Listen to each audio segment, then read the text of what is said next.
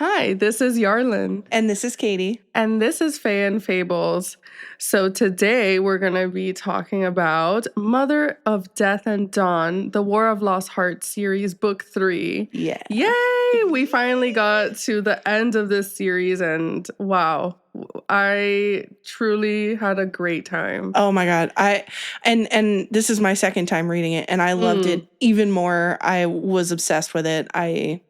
Yeah, it was such a great time. So some of the disclaimers to talk about. So this is obviously spoilers for the whole War of Lost Hearts series and all the books, and disclaimers for some of the content that we discuss or that is talked about in these books is enslavement, trauma, violence, death, grief, psychosis, sexual content, war, and other kind of gruesome things that can occur. So if make sure to keep those disclaimers and triggers in mind. This podcast does contain adult language and themes. Yes. Of course.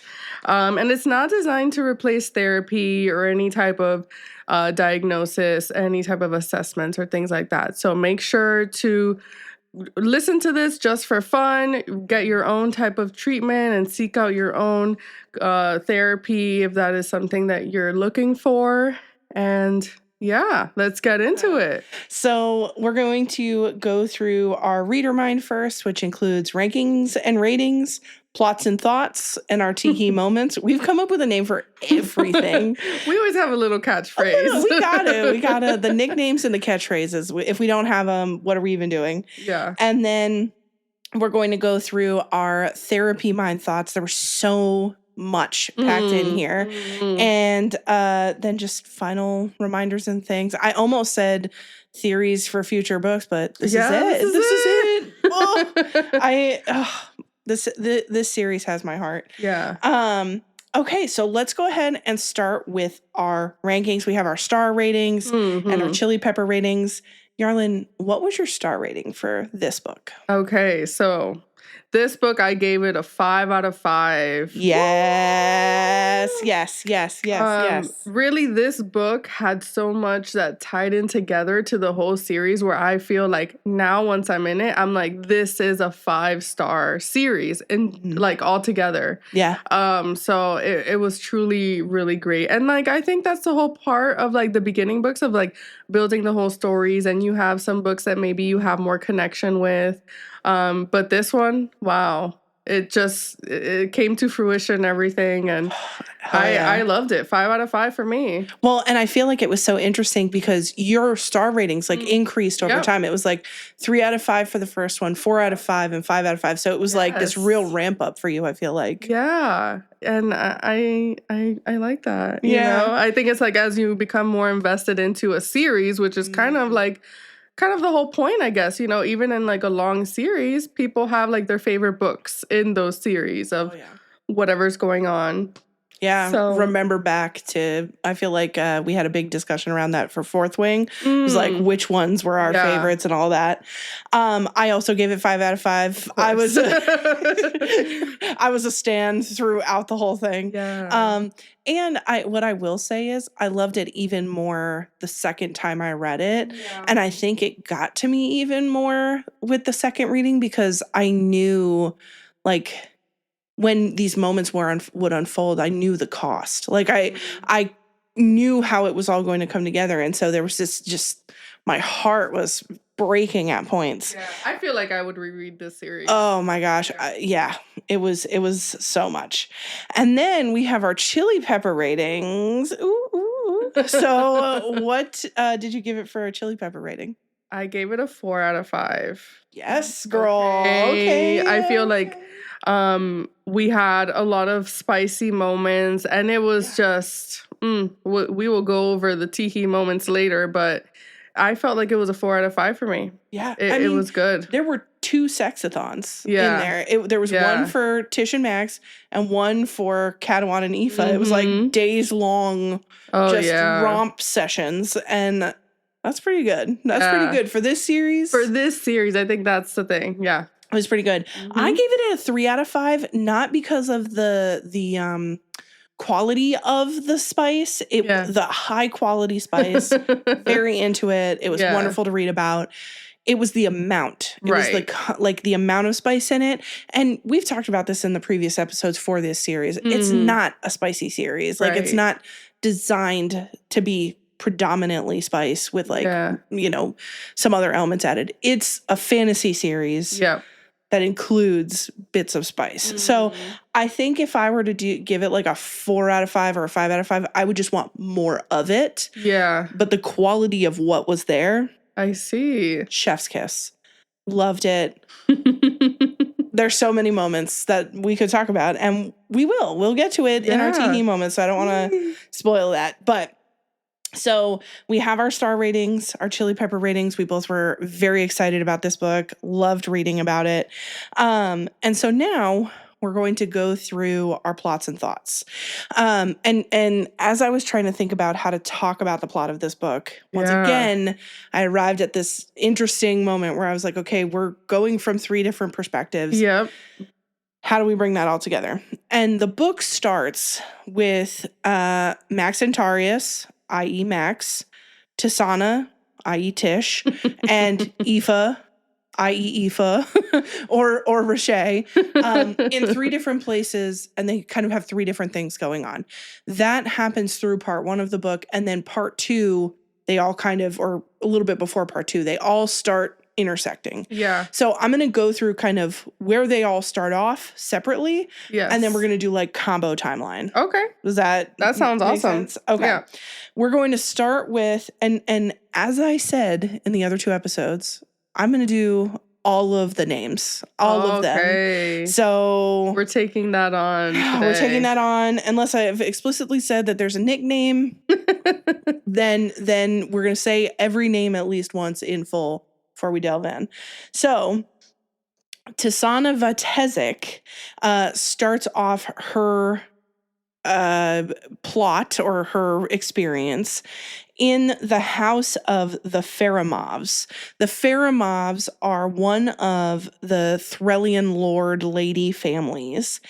And Tish is disguised with magic to make her look like one of the enslaved people working in the house. And she's had this disguise on for a couple of weeks. It's not supposed to last that long.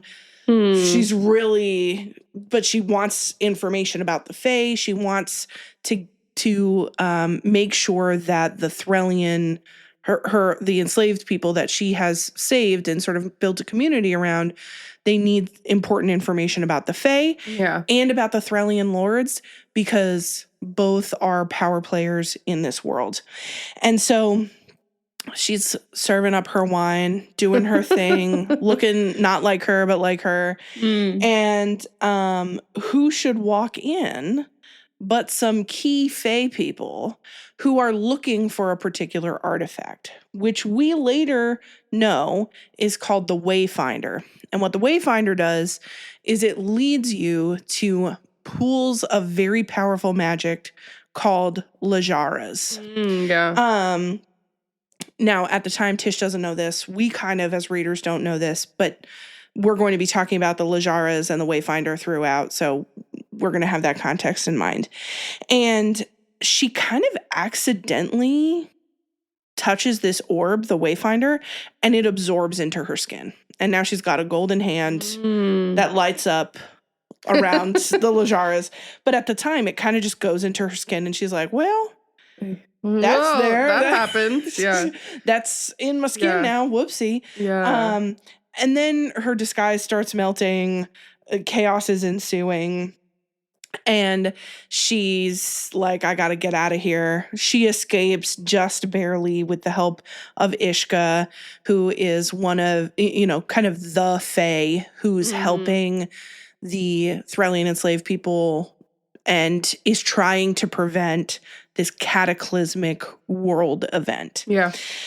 She leaves the Faramovs. She goes to be with the Threlian slaves who are in Threl at the time because they have been cast out of Ara. She's with the Threlian slaves, Samarin, Cyril, who's her best friend. Samarin's Max's best friend, and Phileas. And Cyril, Tish's best friend, is kind of building a little something with one of the people in the like Threllian enslavement camp folks. Yeah. And there's a vibe. There's something going on. There's something. And we don't get word fully of what that is at that moment, but we can see that the vibes, they're being sent out. The vibes are vibing. So they're all there. Ishka is kind of flying in and out. Tish, several times in the book, calls him like a cat. He kind of comes and goes when he pleases, but he always shows back up at the doorstep. And Tish is spending much of this first part trying to save Max, and it's sometimes in very dangerous ways. She's kind of throwing herself at Ilizath, which is where he is at this point in the book. But it's not working. And groups of Threllian slave soldiers are also going there to try to save Max. It's not working. And then Cyril, Samarin, and Phileas come to her at one point and say, we cannot spend any more time or energy trying to get Max out. She freaks out. She's like, no. Yeah, she freaks out. She's like, I'm not leaving him behind. And they are like, we're not spending any more resources on this, and we need you. And so it sort of puts a pause on this, and she has a lot of guilt around it. So what did you think of Tish's situation as we stepped into this last book? Yeah. I mean, I think I'd do the same thing if my lover is like in this like prison and like mental prison that we know that is kind of like affecting him mentally and kind of probably making him go insane in there, really changing him. I would continue to try to get him because was it like a month that he's already been there type of thing? He was there for a while. Yeah. I think she says it at some point. Maybe it's... I feel like I remember it being like a couple months. So that, yeah. I was just going to say 2 months, but I'm pulling that out of... Yeah. You know, I don't know where I'm pulling that out of. I would do the same. You know, I feel like I feel like maybe others feel like it's exhaustive, like continuing to try, and like maybe they feel like it just won't be able to happen. But that determination that Tish has to retrieve her lover and save him, I feel like anybody would do that. Oh yeah. And there's such an interesting moment between Samarin and Tish because Samarin, Cyril, and Phileas all come to her and she tracks very quickly. Everybody's pitying looks. She's like, I don't know what y'all have been talking about. And then she goes to Samarin and she's like, Max would never give up on you like this. Right. He would never do what you're about to do.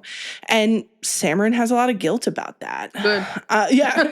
Good. Because it's true. We know how Max is. He would save his friends. Yeah. Well, and in my head, Samarin is Sam. So if you hear me say Sam, that's just another nickname. Sam talks to Tish later about it. It's a few days later or something, but he says, I have a lot of guilt about it, and you're right. Max would do everything he could to come get me. And Tish has some empathy for Sam too. She says, I get it. Like, we have a whole nation of people basically to protect. Yeah. And there are other people at stake here. And it's almost a teehee moment for me how much Tish iterates over and over again. And Max is my top priority. All of this is so important. I'm so passionate about this. I want people to be safe. I care about it. I will put my life on the line for this.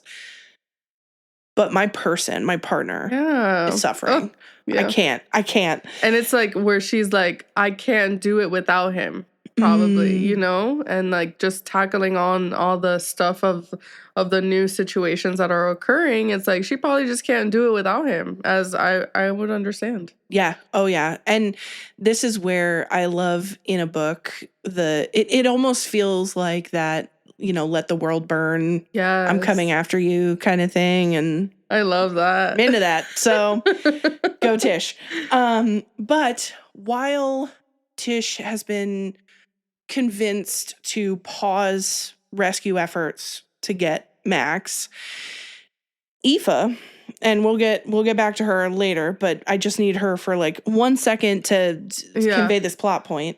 Aoife has figured out where Tish is because despite the fact that Aoife's soul, essentially, or essence, has been pulled from Tish, there's this connection that exists between Tish, Max, and Aoife where they can kind of feel each other. Yeah, like, is it like, it's not telekinesis. No, it's like telepathy. Maybe. It's something. It's they're connecting at this deeper level of magic.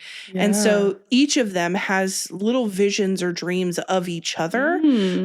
And so Aoife figures out where Tish is and goes to Catalan and is like, I know where Tish is. Let's go get him. And so they roll up, the Fae roll up to this camp. They roll up so fast, and they're not messing around because they know that Tish has the Wayfinder. And so the also, Fae, I love that name because I love Moana. Okay, I'm glad I'm not the only one who thought of that.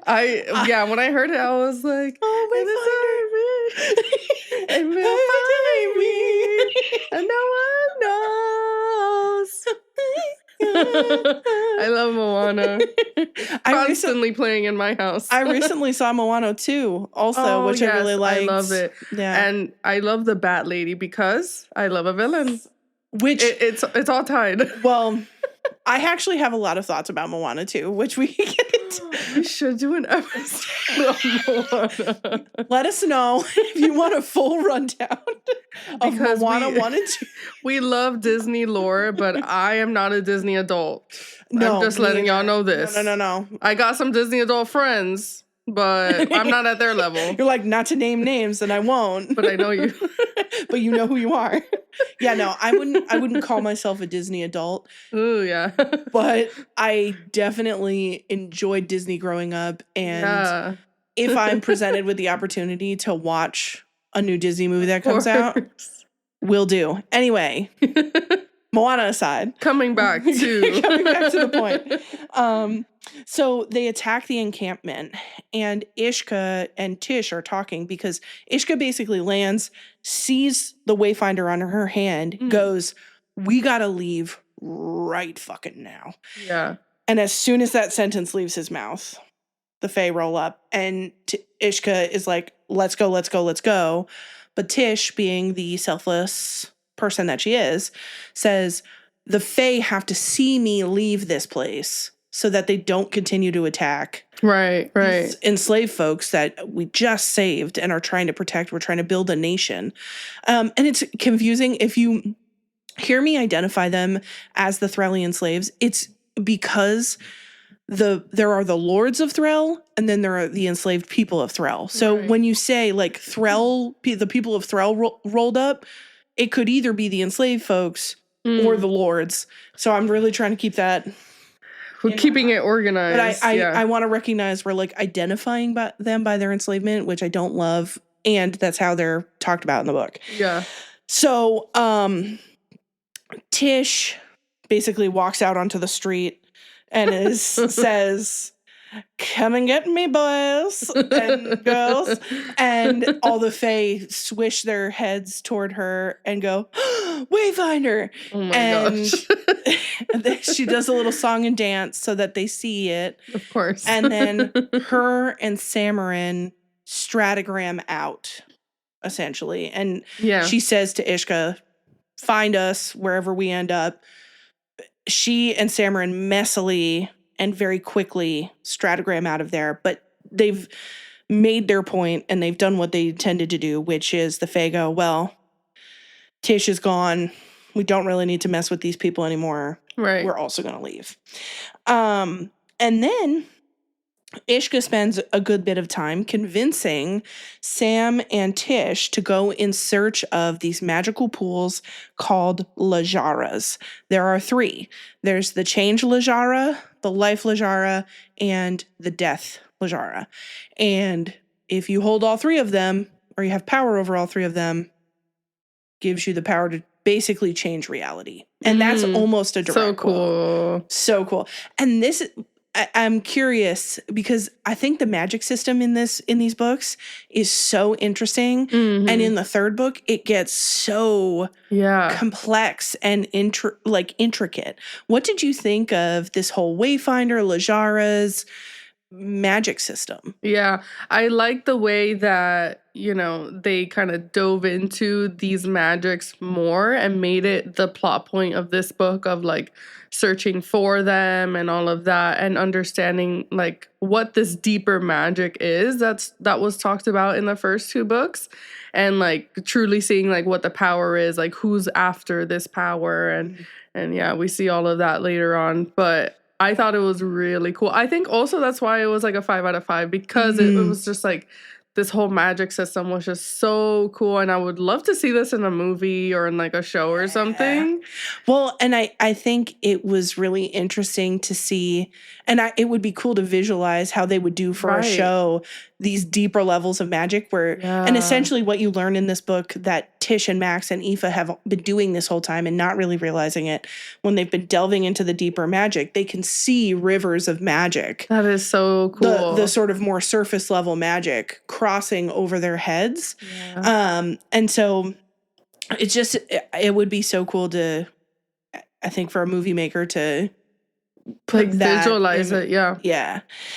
And essentially what you know at this point is that the Lajaras are this deep level of magic that people should not be wielding. There's a level of magic that is not designed for people to wield or to try and control. But try to tell the humans and the Fae that, and mixed success on that. The last point from Tish's perspective that's important at this juncture is that along the way to going to find the Lajaras, they see a poster that says, Maxentarius Farleone has been apprehended and brought to this particular place. Huzzah. And immediately upon seeing that, Tish goes, we're going to get Max. And Ishika goes, that's a trap. They're basically, all of a sudden there's a poster. They're just posting it out. And Tish goes, and again, this is another like burn the world, I don't care maneuver, which I love. She says, I don't care. I know it's a trap. And we're going to blow their trap up. Like, I will have Max. I don't care if they're trying to trap me. We're getting them. Yeah. Now, shift to Max's perspective here for a moment. Max, being brought to this place that Tish is he's being used as bait for Tish. We're going to zoom backwards in time a little bit. Max starts the book in Ilizath, and two things have happened to Max that are integral to his storyline. One, he has been brought to Ilizath and has spent a lot of time there, so much time there that he's losing touch with reality, that it's not sure what's real and what isn't. And it's also not sure how much time has passed for him. The second thing that has happened is when at the end of the second book, when he tells Tish, take the Fae King out, like take him out of my mind and like release me. Right, yeah, because he was able to like be in his mind, Yeah. When the Fae King gets ripped out, so do many of his memories. Oh. So Ilizath is attempting to torture him with his own memories. He can't remember half the stuff. So he's in this place of acceptance about, I don't really have much that's real anymore. And the only thing that seems to stick is this little drawing that he does of 3 amorphous shapes on the floor, on the walls. And he doesn't know what those shapes are. And neither do we at this point. But yeah, I don't recall. I don't recall. Well, I'll just tell you now. So much of the book, he draws these shapes over and over again, and people keep asking him, is that a map? What is that? What information is that we can get from you? Those shapes are the shapes of Tisana's like the white patches on Tasana's face. Yeah. And he realizes that at this very pivotal moment. But when you start the book, you don't know this. So he's just sort of drawing shapes, and that's the only thing that grounds him. But he doesn't know why. And in between being stuck at Ilizath, he's going back and forth to the orders where Nura, our favorite weirdie, friggin' Nura, is essentially trying to stratogram him into submission and force him to become a weapon for them. Yeah. And so he's covered, which actually, I know he got those tattoos in a very bad way, and I don't want him to hurt, and I don't want him to have the stratograms. I do like a heavily tattooed visage. Yeah. So there was something. I was gonna say, I feel like he spiked it up with my interest in him with as having soon as all the tats. tattoos. Yeah. Well, and he even says later on, he's like, doesn't it make me kind of like, do I look cool? Yeah, he like goes, Tish is like, I hate that you have these tattoos, and he makes a joke, and he's like, I thought they were kind of dashing, like, and I like them. I kind of do. I kind of like them. It gives him a bit of a bad boy vibe, which I'm here we for. needed to go from gardener to bad boy for me to like him. Okay? Listen, though. Okay, I sent Yarlin the other day this like very attractive man gardening, and I was like, a real life person. yeah. I was like, come on, could you get into it now? I'm like, yeah, I get it, but I need the visual of Max to like. Maybe I'll visualize him as that guy that you said. That's just a strapping man. Yeah. Gardening. No shirt on. No shirt on. He didn't have a shirt on. So Max is being brought back from the interrogation room with Nura when these shadow figures, these long-limbed, vicious shadow demon figures attack Aura. And these attacks have been happening, but Max is flying on a corn chip half the time. And so he doesn't know. He knows something's terribly wrong, but he's kind of trying to figure it out. These monsters attack. Max kind of breaks out a little bit, and he actually runs into Moth, but he doesn't recognize him. Yeah. And Moth is like, people will follow you, Max. And Max is so confused by that. Yeah. Doesn't understand what Moth is saying or why he knows Moth. Every time Moth came up in the book, I was like, oh. It was like a little warm hug. Yeah. It was really I think cute. Moth was like a tender part of the books that I really liked. Yeah. And who should roll in? So Max tries to escape. Doesn't work. Nura is bringing him somewhere. His brother, Brayan, Brayyan. I kept wanting to say Brian in my head. Oh, okay. It's Brayan rolls up, which shocked to all of us who have not seen him ever. Right. And says, what the fuck is my brother doing in Ilizath? Is pissed. Yeah.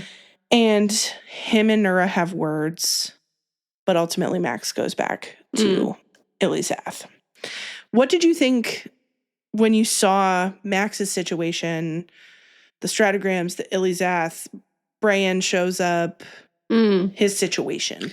I think his situation was sad with just everything that he was going through and kind of the loss of all his memories and things like that. And I feel like I even recall, like, even when he like finally sees Tish at some point where it's like he has like a little bit of a hard time like remembering her or something like that. So I felt like that was it was sad. It was definitely a sad part, and like seeing like where it's gonna go from here. And then Brayan showing up, I thought that was very interesting to see. It's like, where has he been all this time? Where you been, dude? Because Max apparently killed all his family.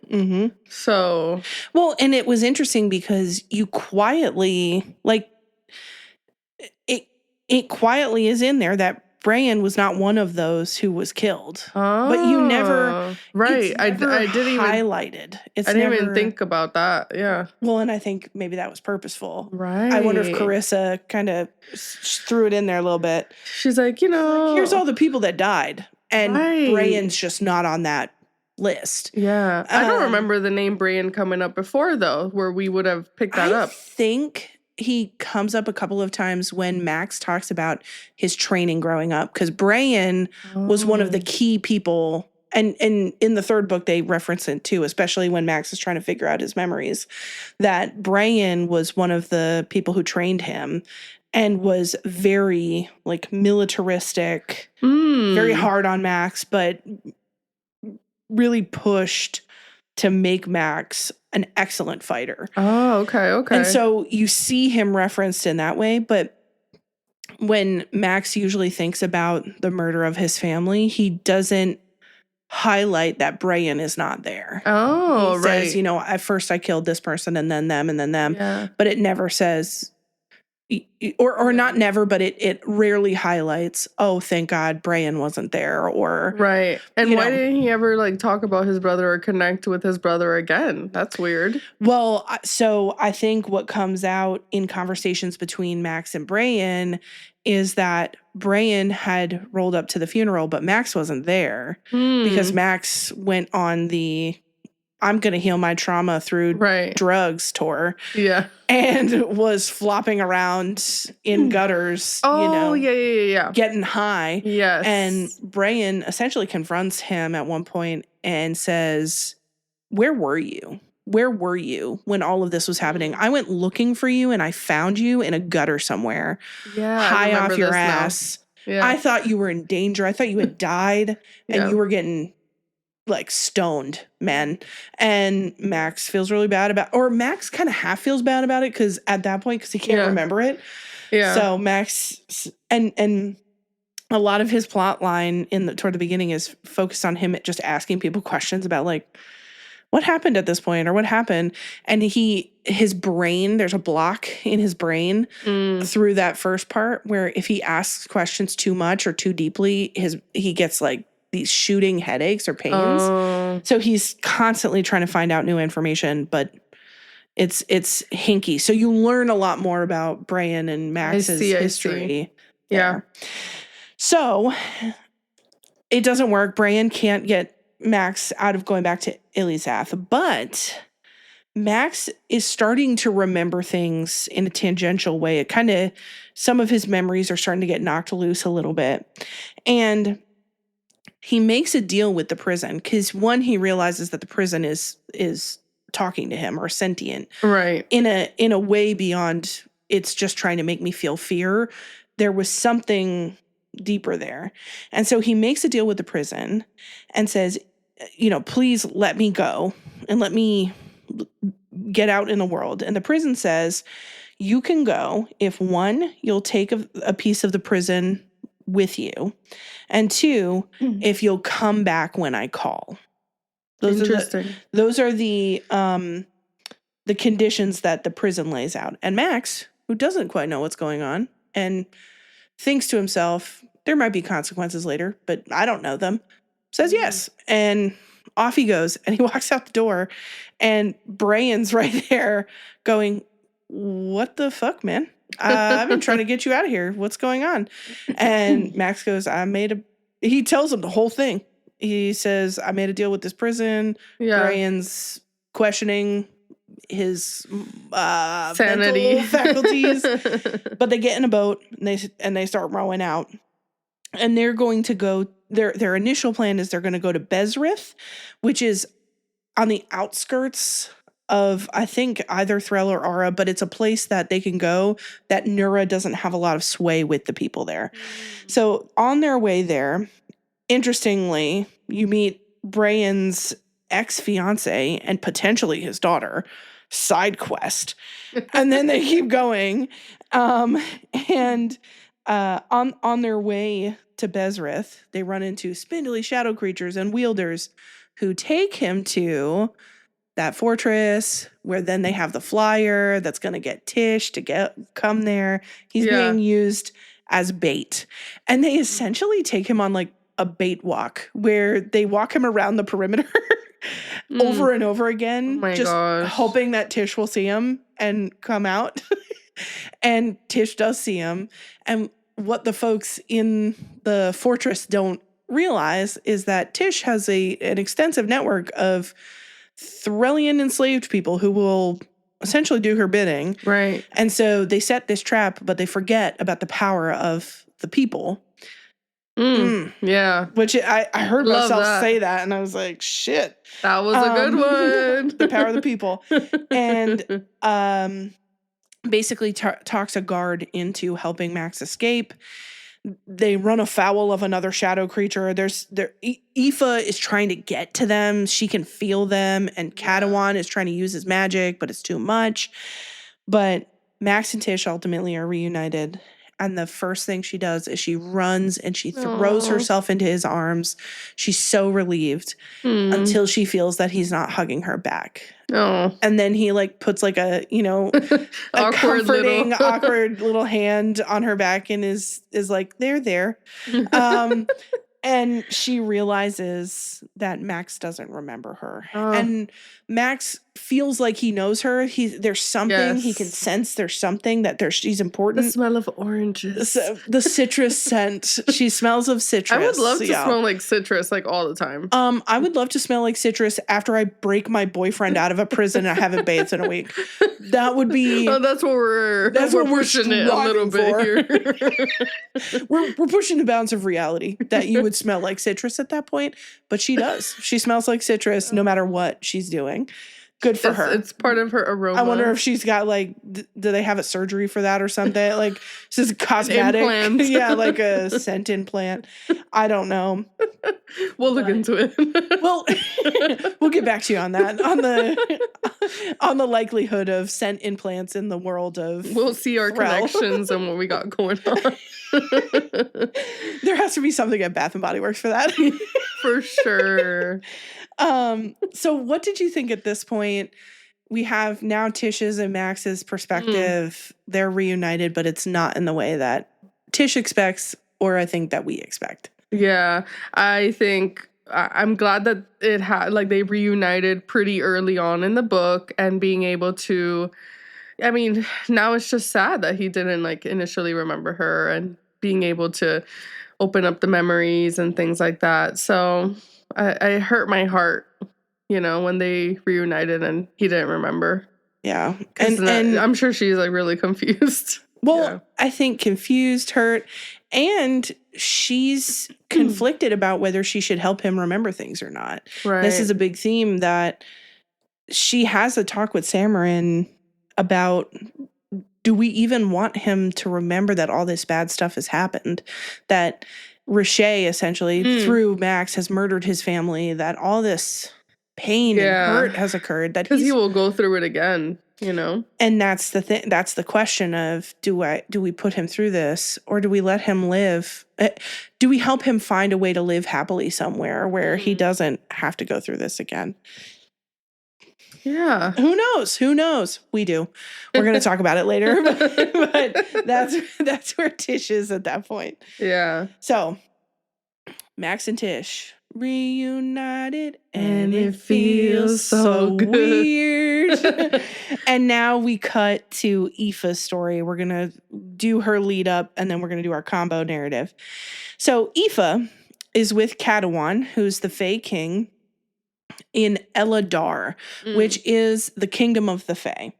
And we talked a bit in our last episode about how that kingdom runs and things, but it's essentially Catalan's dream to have a safe place for the Fae to all live together, not separated by war or these different houses that existed in Aoife's time originally, but just to have a place where Fae can live in harmony together safely. Yeah. That's the sunny side of that. Catalan, and we'll see, gets this idea in his head that means that all humans have to die. Right. I was just about to say, they don't want the humans to be around. Yes. And want to get rid of them. And we'll talk about the implications of that here in a bit. But when Aoife wakes up, everything is too much. Yeah. Everything's too much. She's back in a mortal body. Now it's a Fae body, so it's much longer living, but sensory-wise, it is super overwhelming for her. Yeah. And she talks about, I'm so used to, one, seeing the world through sort of muted. Yeah, through someone else's kind of body and eyes type of thing. She doesn't have to be the one directly feeling all this. She can kind of sit back in the back of someone's mind, and there's, I think, for her, a sense of protection there that she didn't realize. Right. And then also she says that her body feels very empty or cavernous, that she's used to sharing a body with someone else, that there's another mind there to interact with. And now there isn't. It's just her. So she's very akimbo. She's and even talks about, you know, how it felt for Catalan to kind of pull her back from death, and that death is this thing that she's been courting for so long, that she's desired death. Death has desired her. And again, she's pulled away from it and put in this body, and it's a lot. There are several of the Fae folk who want to use her as a weapon. This sounds familiar. Yep. It fucking is. Because that's all anybody ever wants from this woman who's just trying to exist. Yeah, my heart hurts for her. Yeah, through the first part, really all she wants is to die. And everybody else wants to use her as a weapon. And Catalan, I think, straddles this line between, I'm the king of the Fae and I want to protect my people, and Aoife can be a part of that. And I love Aoife and I want her to be happy and safe. Right. So there's this push and pull, I think, for Catalan. And as she's trying to acclimate to her new body that Catalan has reconstructed, this is not her like original body that's been, this is a construction based on Catalan's memory of her. And I think she looks kind of off. Like, there's something... I think she looks a little bit more ethereal than she did when she was herself. Yeah. I think you see it's Catalan's idealized image of her. Right. Because she's got this like these pearlescent cheeks and these big, you know, like... And Tish describes them as... toward the end of the book, as these big innocent eyes, and I think it's Aoife but amplified a little bit to account for Catalan's view of her. Yeah, and so Catalan's trying to help her heal, help her to feel like she can be a part of this movement for the safety of the Fae. Aoife really just wants peace and to figure out how to be in her body. And at some point, Catalan tries to tell her, you don't have a choice. We have to, in order for us to survive, you have to help us. Aoife, rightfully so, freaks out at this and is like, everybody's trying to use me. No, there's no such thing as choice in this world.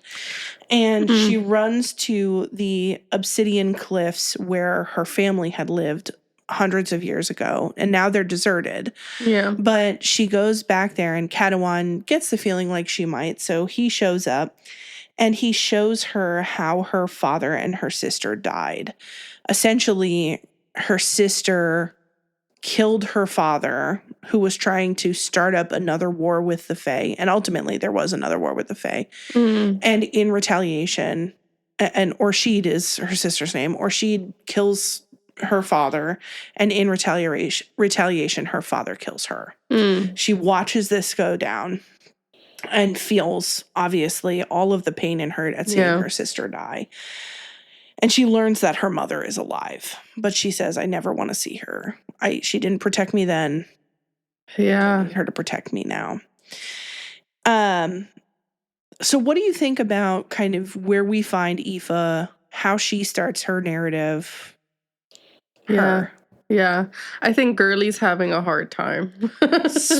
Rightfully so. Like, as you all know, like, Aoife is my favorite character in this series, and this book, like, it just soul-crushing, heart-wrenching for her. And even, like, you know, further down the line about her mom comes up again and all that. And it was just really hard to hear what she was going through. And, you know, I think the adjustment to being in a body and kind of the disconnection of like having, because I can only imagine what it would be like to have like like her being inside someone and then always being able to have that contact with the person, the host that she's in.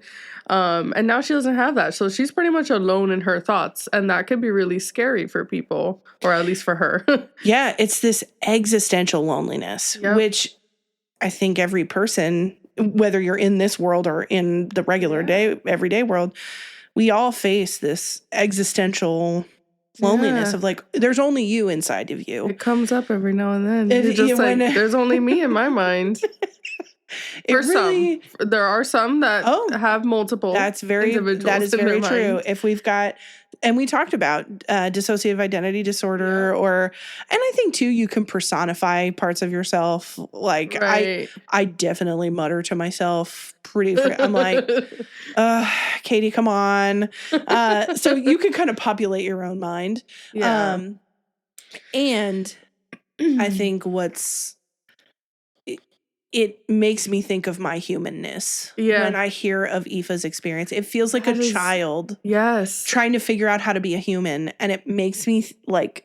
I think a part because of what we do of our job and like hearing or like reading about someone going through this, like it just really hurts. And I wish I could give her a hug, as bad as she may have been. But again, there's always a sad story to like a villainous person. Yeah. And I connect with her so much. I literally, anybody who's in the human like services or like in a caretaking profession, I would be surprised if someone read these books and didn't feel some sort of need to caretake Aoife. Right. Who's looking out for Aoife, really? And I don't know if you ever have a good answer for that. And I don't think she knows, based on everything she's been through, I don't know that she knows how to look out for herself. Yeah, I think Cadwan tries because it's like this love that he has had for her. A few of those moments I will go over in the Teehee, some of those Teehee moments, because I do like their love as it's developed. But truly, like she's also finding herself. So there's not like sometimes a lot of space for the love to be something that she's thinking about because she's like trying to acclimate to her life right now. Well, and I almost felt like with both Cadwan and Aoife and them together, you never get to see them become the fullest versions of themselves. Of course. Yeah. You're watching them pull against millennia of trauma to try and be more for each other and I think especially Cadwan be more for other people. Yeah. But they are so... I almost see Aoife and Cadwan as the misguided and sort of what would have happened to Max and Tish if they didn't have some key experiences that helped them to navigate their issues. Yeah. It's like Aoife and Cadwan never fully get the opportunity to process in a way that I think would satisfy a mental health counselor the what has happened and to live in sort of this self-actualized place. They're always in my mind, their relationship never comes to fruition totally. Yeah. You have these two individuals who have experienced very traumatic, kind of like life-altering things, and probably for most of their lives, and then coming together and being like that purposeful relationship, like that's just not in the cards for them. At least not in this. Yeah. Well, and I think that's where... Because what you just said, I think you could say about Max and Tish, except that they had opportunities to heal. It's like the trauma was just too great for Aoife and Cadwan. There was too much working against them. Yeah. And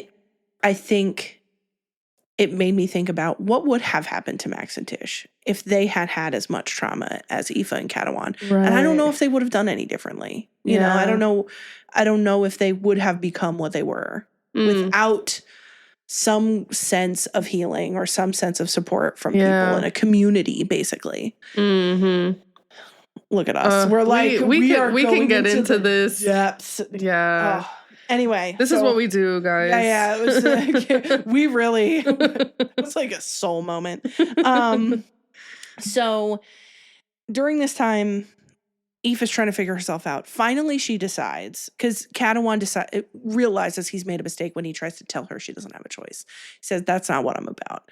He goes to her, he says, you always have a choice. You don't have to do anything you don't want to do. And all he really wants for her is a bright future for her. And the only way he sees that happening is through vengeance. And so that's the key piece of Cadawan that keeps him from kind of being, I think, what Aoife actually really needs. Right. But Aoife ultimately decides, okay, I will fight with you fight with you against the humans. And she's like, because you keep asking. You've asked me 27 times and threatened me, y'all, a couple of times. And this whole time, Cadawan has managed to only help the Thralian lords through these shadow figures, but it's becoming very clear. The Thralian lords say, whatever your shadow things are, not enough. We need y'all to roll up. We are out here getting killed left and right. Do something. Do anything. And so Cadawan finally says, because his whole thing at the start of this, when you first meet him as the king, is I don't want to lose a single Fae life.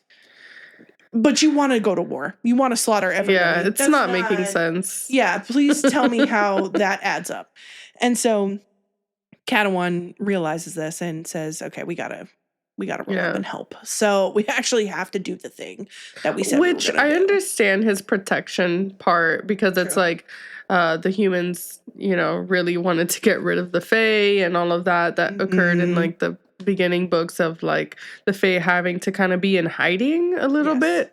So I understand he's like, I don't want to lose any more Fae life after everything that we've been through. So true that, but you also want to slaughter everyone. So yeah, it's like your goals are not lining up. If we were to make this like a treatment plan, your goal and the objectives we need to create to get to your goal, your actions are not. We're not in alignment sense. here. This is cognitive dissonance, okay? Little CBT maneuver there for you.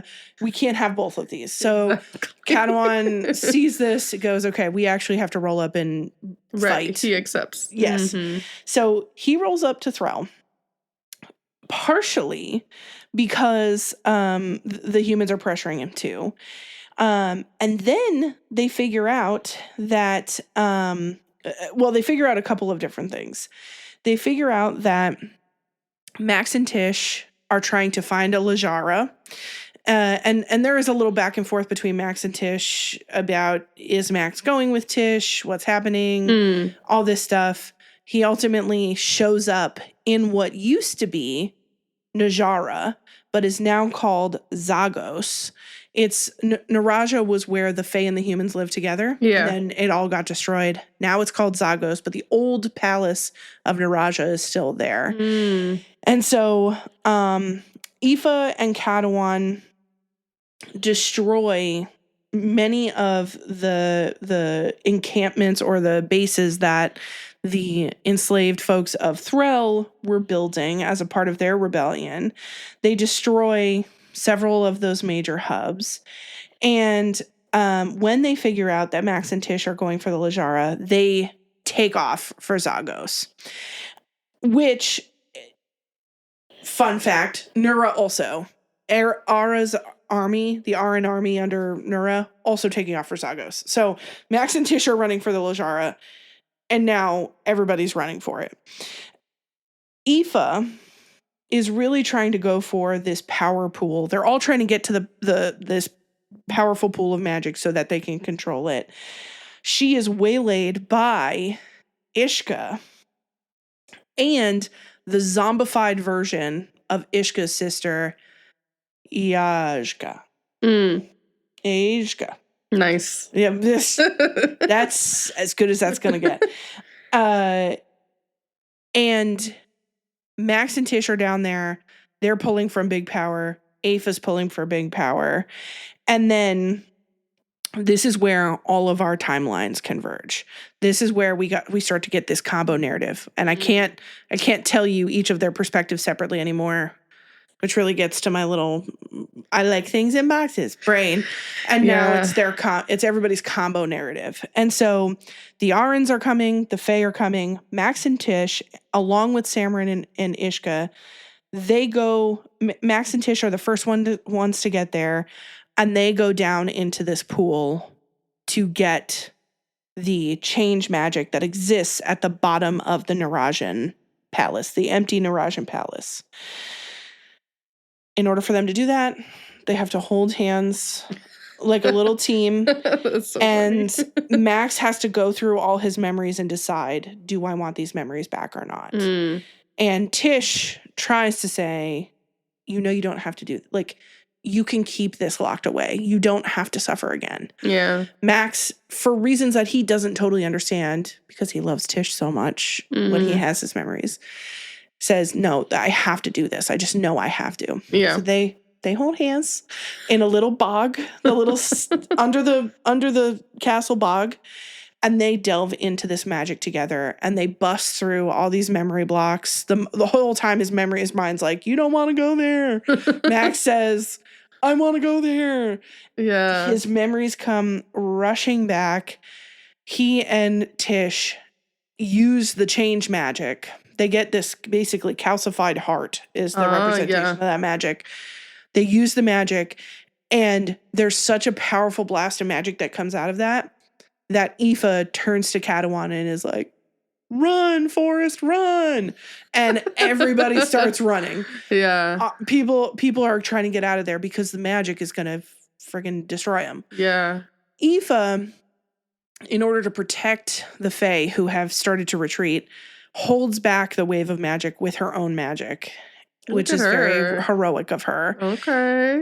The wave subsides, and when you look at the Narajan Palace, the whole thing it's now just like a granite mountain that looks weird. Yeah. And it's because this is change magic. The nature of this Lajara is that it changes things around when you use it. And so Aoife, Catalan, the Fae, they said, we take the L on this one. We gotta go. The Arryns, who many of them were killed because of this wave of magic, they leave. And Max and Tish are back, baby. Yeah. They're back. They have their memories. And you know what's the first thing they do with those memories? They have a sexathon. They're just rakada. They are just... How amazing. We finally got there. Oh, it was a feast. It was a feast of bow chicka wow wows and all the things and a little bit of and then some yeah and then okay sure and then because they're so tired that that's the only thing they have energy for. Of course. Yeah, they're like, listen, we need to rest.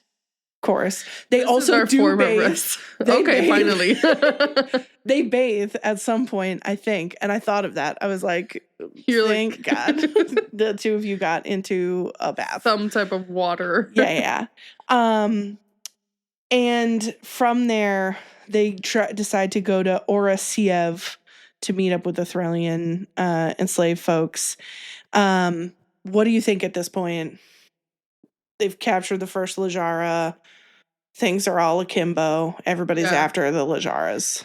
I think there's always so much going on for them where it's like they have this little huddle of like a day or two of being able to be with one another and then back up, then back into war, back into the next thing that they gotta do. Poor Max and Tish. Yeah. It really, they cannot catch a break. Yeah. And even, I think you have such a great storytelling elements of you because even as you were explaining the whole thing, I was visualizing everything in my mind of all the events that were going on. It would be so cool to see this in like a picture film thing. Honestly, but I would want an exact replication of it. Do not change. Right. Like I almost want, like, give me a play-by-play. And if that takes you 20 hours to do that, put it on HBO. Yeah. Go for it. Make a show out of it, as people do. I will watch every second of this play out. So I like the actions that were occurring where it's like they were able to feel successful after receiving or like attaining one of the Lajara, and now they're like full steam ahead. kind of going for the next ones. Oh yeah, because now that they've wielded this Lajara, they realize they got the power, and the Fae will stand back.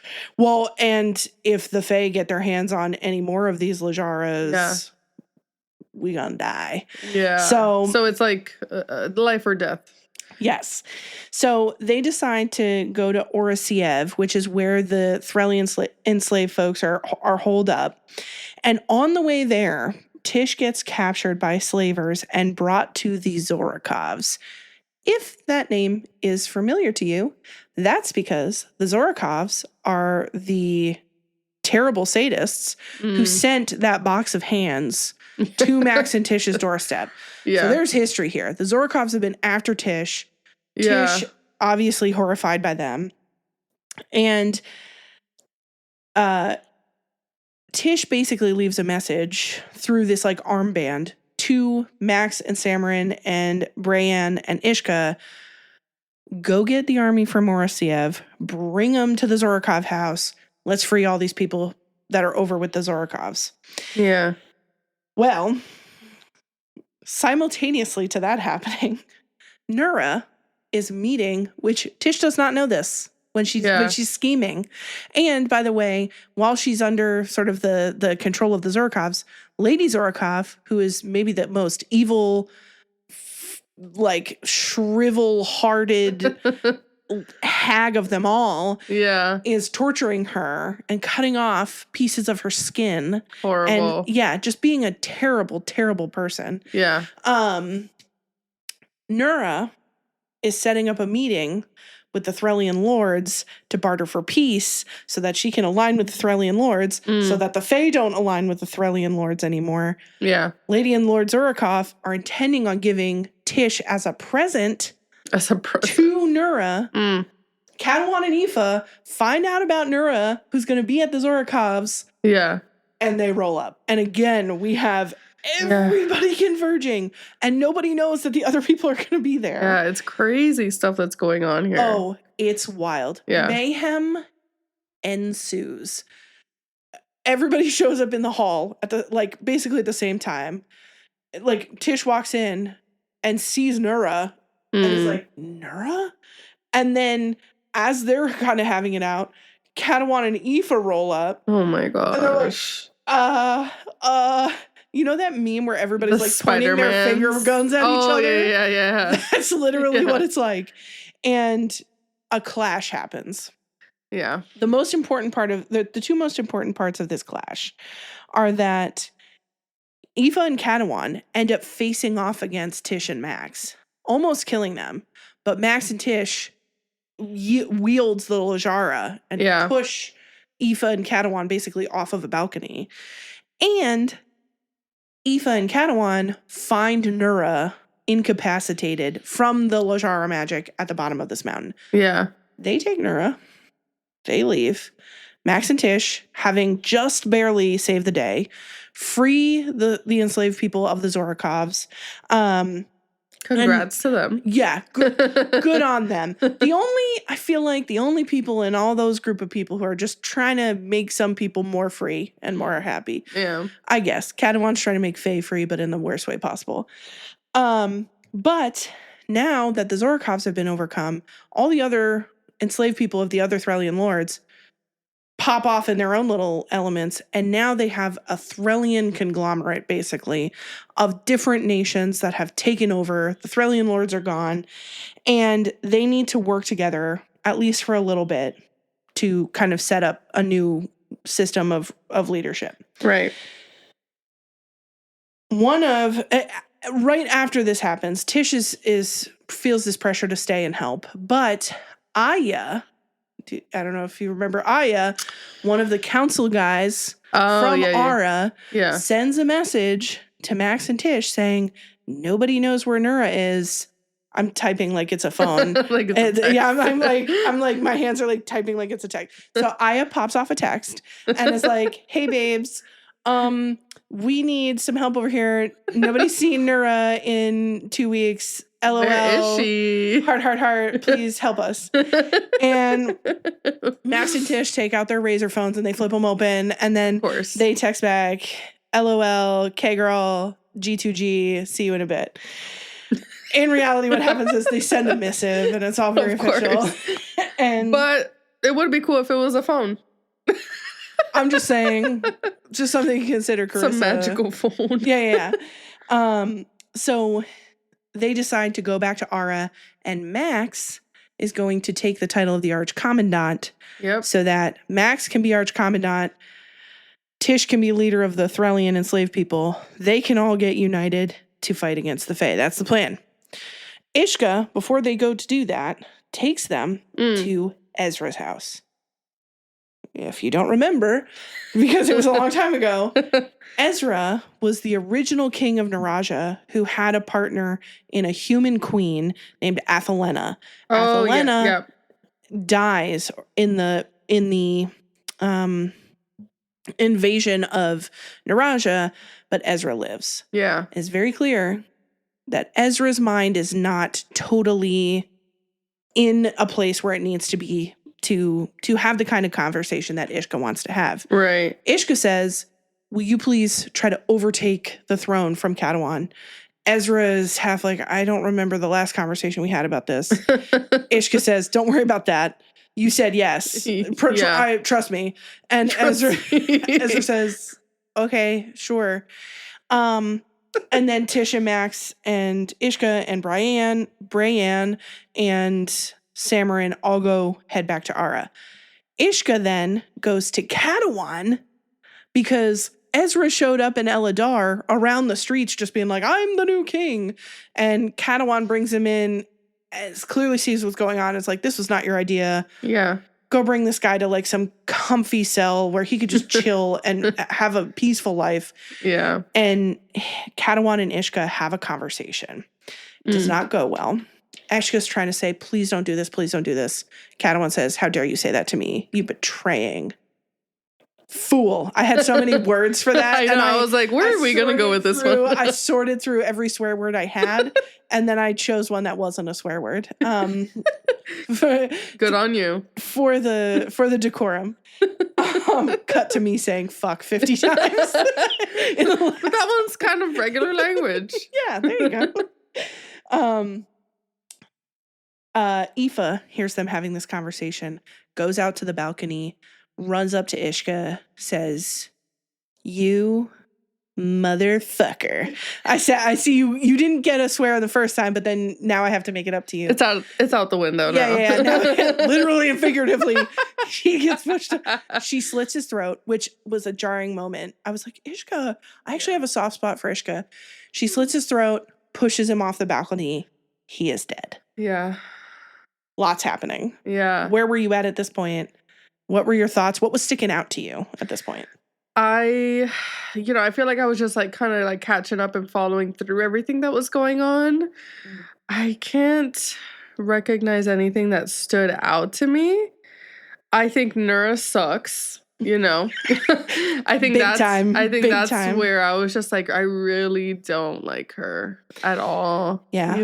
Well, and it's interesting because her concept of love is just as skewed as Aoife's. Yeah. But I feel more anger toward Nura than I do Aoife. I feel like I want to caretake Aoife, and I don't feel that impulse with Nura, and I don't really understand where that, I don't know if it's because Nura's always had more power or more support. Yeah. Had the opportunity to be something better or more. I don't know. She definitely has had more like resources and ability to be a better person. And it's almost as she has had no loyalty to any person. Like she has this own idea of, who she's trying to fight for and, her whole purpose. But she goes about it in a really not the best way because everyone around her hates her. And well, and it's this I love my country. It's and like, what country, girl? Like nobody wants you. And what's so interesting is so at the very end, like when everything's unraveling And I think this is such a perfect representation of the problem with Nura. She says, she goes, I love this country, Nura snapped. And then Max responds to her and says, I've seen what you do to the things you claim you love. We cannot survive your ascended damn love, Nura. And I think you know it too. Yeah. So Max perceives in Nura what Nura cannot perceive in herself, which is that love you claim to have for other people or your country. Yeah. It sets the world on fucking fire. Yeah. And it's not love. No.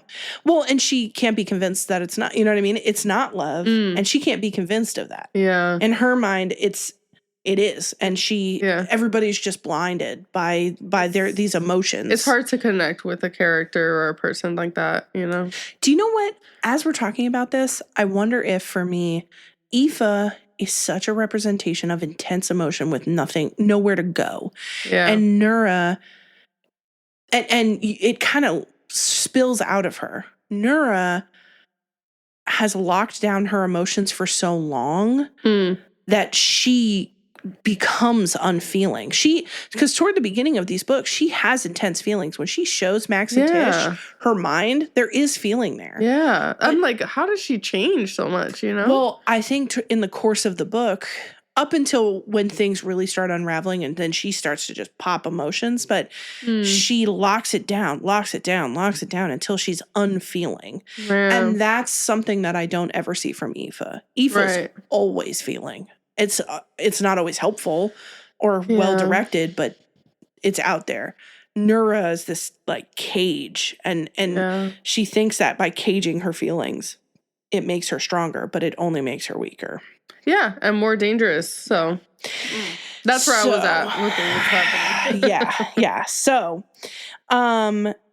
that whole thing happens with Katawan and Ishka. In the meantime, Tish and Max arrive in Ara. Aya's waiting for them. He's like, we're going to meet with the council. I think everybody's going to be on board. There's one woman named Helena who like holds out for 5 seconds and everyone looks at her and goes, we do not have an option. Like, where are the other options that you're seeing here? And Helena says, fine. She's like, I had high hopes for Nura, but we'll go for it. Yeah. Max and Tish and Brienne and Samrin all start sifting through this paperwork that they all have in order to get organized for the impending invasion. That's, they don't know how long it's going to be.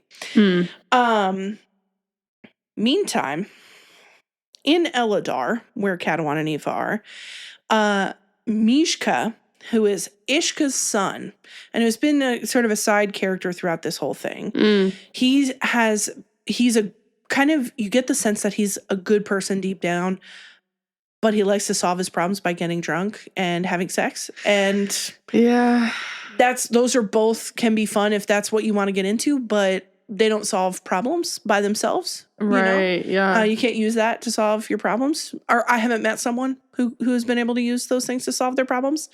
And so one of the things he's wanting throughout the book is to kill Nura, because Nura's the one who tortured him. When she had captured some fae, she tortured him and she cut off one of his wings. So he's a one-winged fae man. And like his other wing is like horribly mutilated. Yeah. And so Katawan's been telling him, no, you can't kill Nura. You can't. We need her alive. Finally, Katawan says, okay, Mishka, go torture and kill Nura. You deserve this. She's the one who messed with you. Go. I support it. Well, Mishka shits the bed because he rolls up to that interaction drunk. Yeah. And Nura's a lot of things, but she's not stupid. And she is a formidable foe. She is not one to be messed with. She always has something up her sleeve. She'll outsmart you. Yeah. So Mishka rolls up to that interaction inebriated and tries to handle it from there. And surprise, surprise, Nura escapes because she's sneaky and she's smart. And so not only does she escape, she steals the death Lajara that we learned that Katawan has had this whole time. That's how he's making all these shadow beings. That's how he brought Aoife back. Yeah. Aoife learns this as well. She takes the death Lajara. She runs off. And the first thing she does with it is she reanimates Ishka's body, stuffs it full of explosives, and sends it to Max and Tish with a note stapled to his chest that says, "They are coming for you. So am I. Love, Nura." Love Nura. Love Nura. The audacity, the unmitigated gall Oh my of this goodness. woman. Yeah. And pretty badass. Not gonna listen. We don't like her, but that was pretty badass. But when I read this the first time, I was waiting for this moment through this whole book because I didn't remember everything that had happened. Yeah. But the image of Ishka. So Ishka flies in.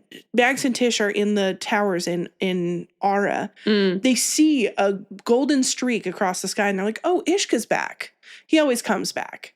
He lands on the balcony and he's silhouetted against the sky and he's got his like golden wings out. And Tish says, "Oh, Ishka," like goes up to talk to him. He turns around and his eyes are black holes. Oh my goodness. And he's a zombified version of himself. And some messed up version of his voice is playing over and over again. I tried. Yeah. And when he goes to talk, the explosive, oh my goodness, pours out of his mouth and he says, "Go." Yeah. That image has stuck with me from the day I read it the first time to now, and it's still now it will be stuck with me too now with your visualization of it now. There are some moments of these books that are just indelible in my mind. This is one of the it freaks me out to a degree that I have a hard time expressing. And he explodes. Literally explodes because he's stuffed full of explosives. Oof, yeah. Towers destroyed. Max and Tish with her last sort of bit of consciousness, throws a protective bubble around her and Max. And they wake up in the rubble of the towers. And by the way, I forgot to mention, I think it was either, or no. So they wake up in the rubble and they know that that everybody's coming to fuck shit up. And they decide, let's get married. Oh, I love this. They get married. This is the time. Well, I mean, we don't know what's going on after. Yeah. And I thought this was cute. Oh my God, they share the sweetest vows. Like they do the wedding in the form of a Nizranese wedding. And there's like 4 vows you need to make. And they each make vows to each other that are essentially like they vow to each other their partnership, their heart, their soul. Yeah. So sweet. It made me cry a little bit. And then literally immediately after the wedding stops, they like break their kiss and they like look into each other's eyes and are like, "I love you." And then the horns go off. And of course. They can't have one moment. Cannot catch a break. Cannot catch a break to save their lives. They can't. Any little modicum of happiness they get and it gets friggin' tossed away. So Nura rolls up first with the Death Lajara, which Max and Tish don't realize yet. And she says, "Can we talk about this? Let's just talk." And Max and Tish, everybody goes, "That's not going to work out." Max and Tish are like, "We know, but if there's anything we can do to save any part of this bloodshed, we're going to." They roll up. Nura is unwell. She has lost the plot. It's very clear that by wielding... No, she has the life Lajara, excuse me. Right. That's the one that Katawan has. Oh, man, I totally botched that.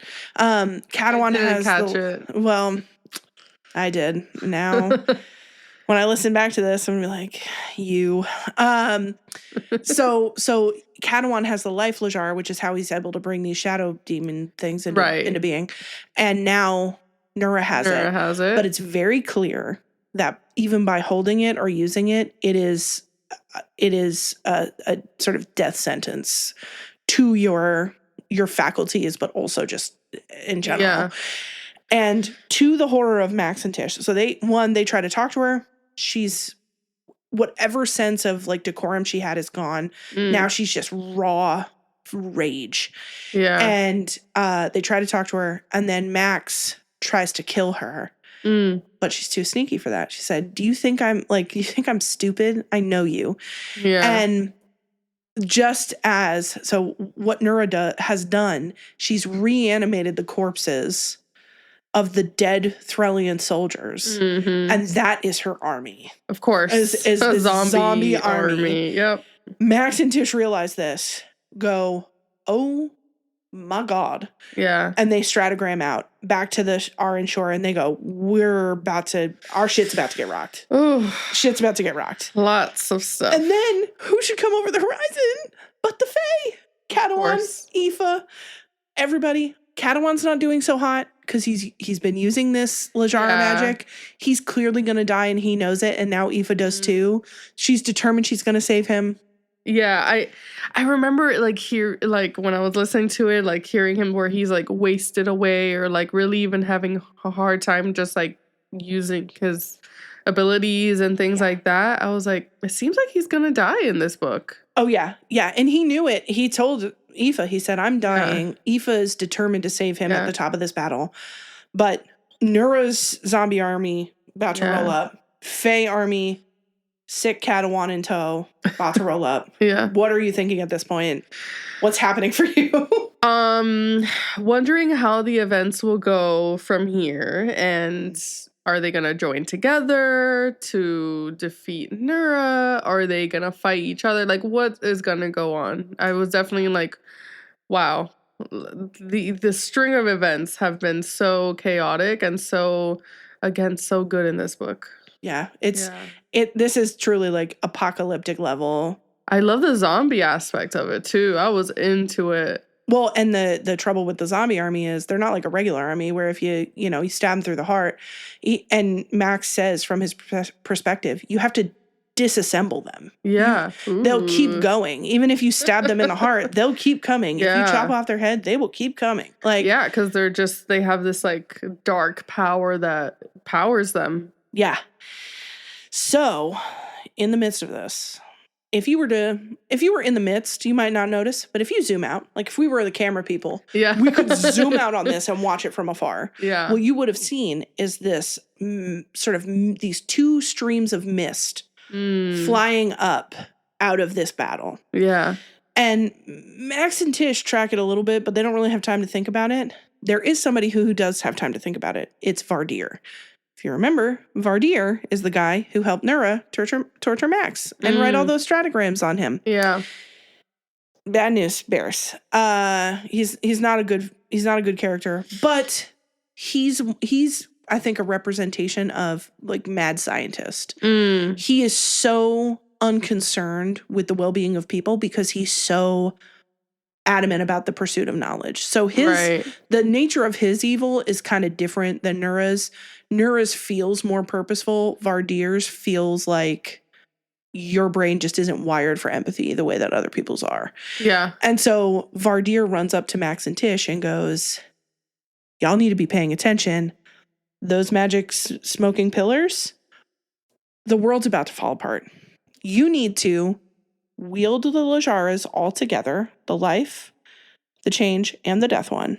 Now, by the way, you might die doing it. And he says that to them. Or this world is going to tear itself apart. We have been delving into deep magic for too long. Yeah. And this world can't take it anymore. Wow. And then a zombie comes up and kills Vardir. Right in that moment of no other instructions. Yeah, no. The zombie comes up, murders Vardir. We go, yay. And then now we have a whole new problem on our hands, which is save the world. Save the world. And the only way we could save the world is Did you like my action? Yes. Yes. We're about to make this into a movie for sure. Well, listen, we start as podcasters and then we move our way into the movie industry. It's a natural progression. Where's the funding coming from? That's neither here nor there. We will receive grants. Do you know what I just pictured? Us like making little popsicle stick we splash a cup of water. Well, like kind of like Tim Burton style, like when he would do those like stop animation or whatever it's Yes, called. little clay finger, like, Yes. like, Nura, get away from me. But who's gonna voice these characters? Well, Are you up for it? Are you up for me it? me and you, obviously. Who's Nura? Not me. I'll take Nura. It's fine. I feel like she sounds like this. Like a valley girl. Yeah. It's like, I love Aura. I can't stand her. Oh god. We'll see. I mean, we'll see how it goes. If not, we'll just cut her out in the first book. Just a blank spot. Yeah. Like she talks like the Charlie Brown parents. Oh my goodness. Anyways, our dreams and goals. We're creators at heart. Yeah. Oh yeah. So Verdier gets murdered. gets decapitated. Yeah. By a zombie. So Max and Tish, the first thing they do is they're like, we need to find Nura. We need to find the life Lajara. They find her on the steps of the tower. No, remember she has the life one. So they need to find the death one, and right? then they need to find the death one. Okay, got it. So they find Nura. She's on the steps of the towers, silhouetted. Again, it's like she's having some kind of mental moment. She turns around. Her and Max fight. And it's this really interesting moment between them where he's trying to convince her. He's like, please see reason, see reason. And she just can't do it. She can't do it. And so she's so unhinged that she fights poorly, like, and dies at Max's hand. And Max says, I didn't feel anything when I killed her, or I felt empty. And her last words are something to the effect of, like, I knew it was going to be you someday. Like, I knew it was going to be you that was going to kill me. He takes hold of the life Lajara, and immediately he senses why Nura unraveled and why Catawan's unraveling. He says it's abhorrent, but it's so enticing. And the stone, it's this amber stone, is whispering to him, we can create. Wow, yeah. Now they need to find the last one. And what helps them ultimately is the fact that when Max made the deal with Ilizath gave him a tattoo. Oh. The tattoo is squirming around and pointing toward none other than Ilizath itself. And what you learn is the third Lajara is under Ilizath. It's a tree, a sapling that's going through the life cycle over and over again in the still water. And so Max and Tish see the squirming tattoo, and they go, to Ilizath. Follow the map. Backpack. Yeah, I love Dora. So they roll up to Ilizath. They both see various, like, nightmarish things. And what also happens is Aoife senses that they've gone somewhere, that they have both two of the Lajars, and that she looks to Ilizath. Catawan sees her looking. And by this time, Aoife's starting to have doubts. Aoife's like, wait, what's happening? He's not going to make it. Something's not right. Like, she's starting to kind of rethink her choices of who she wants to align with. This whole time, she has these little doubts. And then she goes, no, shut up. Shh, no. Yeah. So Catawan disappears. And she knows he's going after them. And she's like, oh my God. And it kind of comes over her that she needs to go after him, make sure he's okay. Yeah. In Ilizath, Max and Catawan fight. Catawan stabs Max through and takes the life Lajara and heads for the death Lajara. Tish has the change Lajara. She grabs Max. They're stumping along, trying to get to the last Lajara. Yeah. Aoife rolls up, and they're in this room together. Catawan near the death Lajara, like leaning against the tree. Max and Tish bleeding out, close to death. And Aoife and Tish are talking back and forth. And Tish is like, you don't have to do this. You don't have to do this. Aoife's kind of playing that record of, like, vengeance and revenge. But it's not, you could tell it's not adding up to her. And finally, in sort of like some of Tish's last, like, really fully conscious moments, she takes the change Lajara out of her pocket and gives it to Aoife and says, do the right thing. She says, I know you can do the right thing. Do the right thing. Mm. Now, she regrets it after a moment because she's like, she doesn't know if Aoife's going to do the right thing and destroy the world. Yeah. But in the end, Aoife goes to Catalan and says, let's not do this. Let's do the right thing. Let's you and I go through this next door together. And let's leave the world a better place. Let's make our mark on the world. Ooh. They fix... It's gonna make me cry. Dude, that whole thing, I'm a crier. Any emotion over a level 4... Now, I told you yesterday when I finished the book where it's like, you know, with books sometimes I don't cry, but I don't know, you retelling this, I'm feeling a little emotional. It honestly, I think I had to sit in for a while. Sit in. I cried the whole way through the end. I cried the whole way. I like just, you know, when those like those hot tears are just like it was just like, I'm like, oh, this is happening. Yeah. And to know that Aoife is embracing death at the very end, like she's wanted to this whole time, and Catalan's going with her, and she's not alone, and she's saving the world, and nobody will ever know that, but she's doing something that the whole time, the thing that she wanted, purpose and community and love, she meets all of those things in death. And so they fix the magic. Max and Tish are healed, and Max and Tish go on to help form these new governments. They work with the Threllian enslaved folks to make an alliance, a Threllian alliance. So the Threllian lords are gone, and now it's the Threllian alliance. Yeah. Ara reconstructs its government. They get rid of the orders. Max starts a school at his old home and is a teacher there. Love that. Aoife starts something called the Guild, which is for wielders, but it's not connected to any government. So it's sort of this like wielder sort of like oversight regulation type thing, but it doesn't have the sort of like connections to any government. And Max and Tish go back to their cottage and they rebuild it a little bigger this time. And they have 2 kids, and they tend their garden, and they love their kids, and they love each other, and they talk about the life they build together. And it's beautiful. I love the way that this ended. It literally, it was so beautiful. I cried my way through the whole thing. And one of the scenes that stuck out to me most is at the very end. Max and Tish's young daughter, who's 5, I think, is braiding Tish's hair and sees sort of the top of the scars on her back and goes, what are these ridges on your back? Like, they don't know anything of suffering the way that Max and Tish did. Yeah. And Max and Tish lock eyes, kind of afraid, like, oh, we're going to have to explain to them at some point. And now they don't explain it to her in that point. They distract her, and they're like, we don't have to tell her now, but she's too small. Well, and there's such this sense that we are going to build a life for our children that doesn't include any of the things that we had to go through.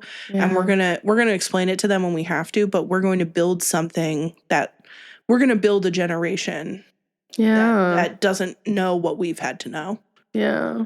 Oh, so and it's sweet. Like the most beautiful thing ever. Yeah. And that's the end of the book. How did you like, all said and done? Yeah. How did you feel? What were your thoughts? You know, again, 5-star. 5-star, and truly with everything that went on, all the different character arcs and everything that went through. Again, Aoife, like, you know, her part of it is like the emotional side of just, wow, she was finally able to rest is what I see, and like give purpose of helping save the world. And it's that connection, I think, with Max and Tish that she had, where it's like she did feel like their emotions and have that connection with them. So I feel like that helped sway the right decision. Yeah, it was great. Yeah, it was great. Honestly, it was like, I feel like it made me feel all the things. I feel like it's one of those books where I feel like I have to like sit and process and like think for a second and like you know. I think that's what was so beautiful about us recording it after I finished it yesterday. Yes, us recording this today and going through the plot really again like let everything sink in, and yeah, I think it was a great overview of like how amazing this series was. Yeah. Shout out to Carissa because Yeah. truly a story with such heart. Like the characters were so vivid, the themes around like love, and it was just, yeah, it was just really good. So, now that we have gone through all of our plots and thoughts, we are going to take a little bit of a break. And when we come back, we're going to go through our teehee moments and Yes. our therapy mind. And that's going to wrap up War of Lost Hearts. Awesome. Yeah.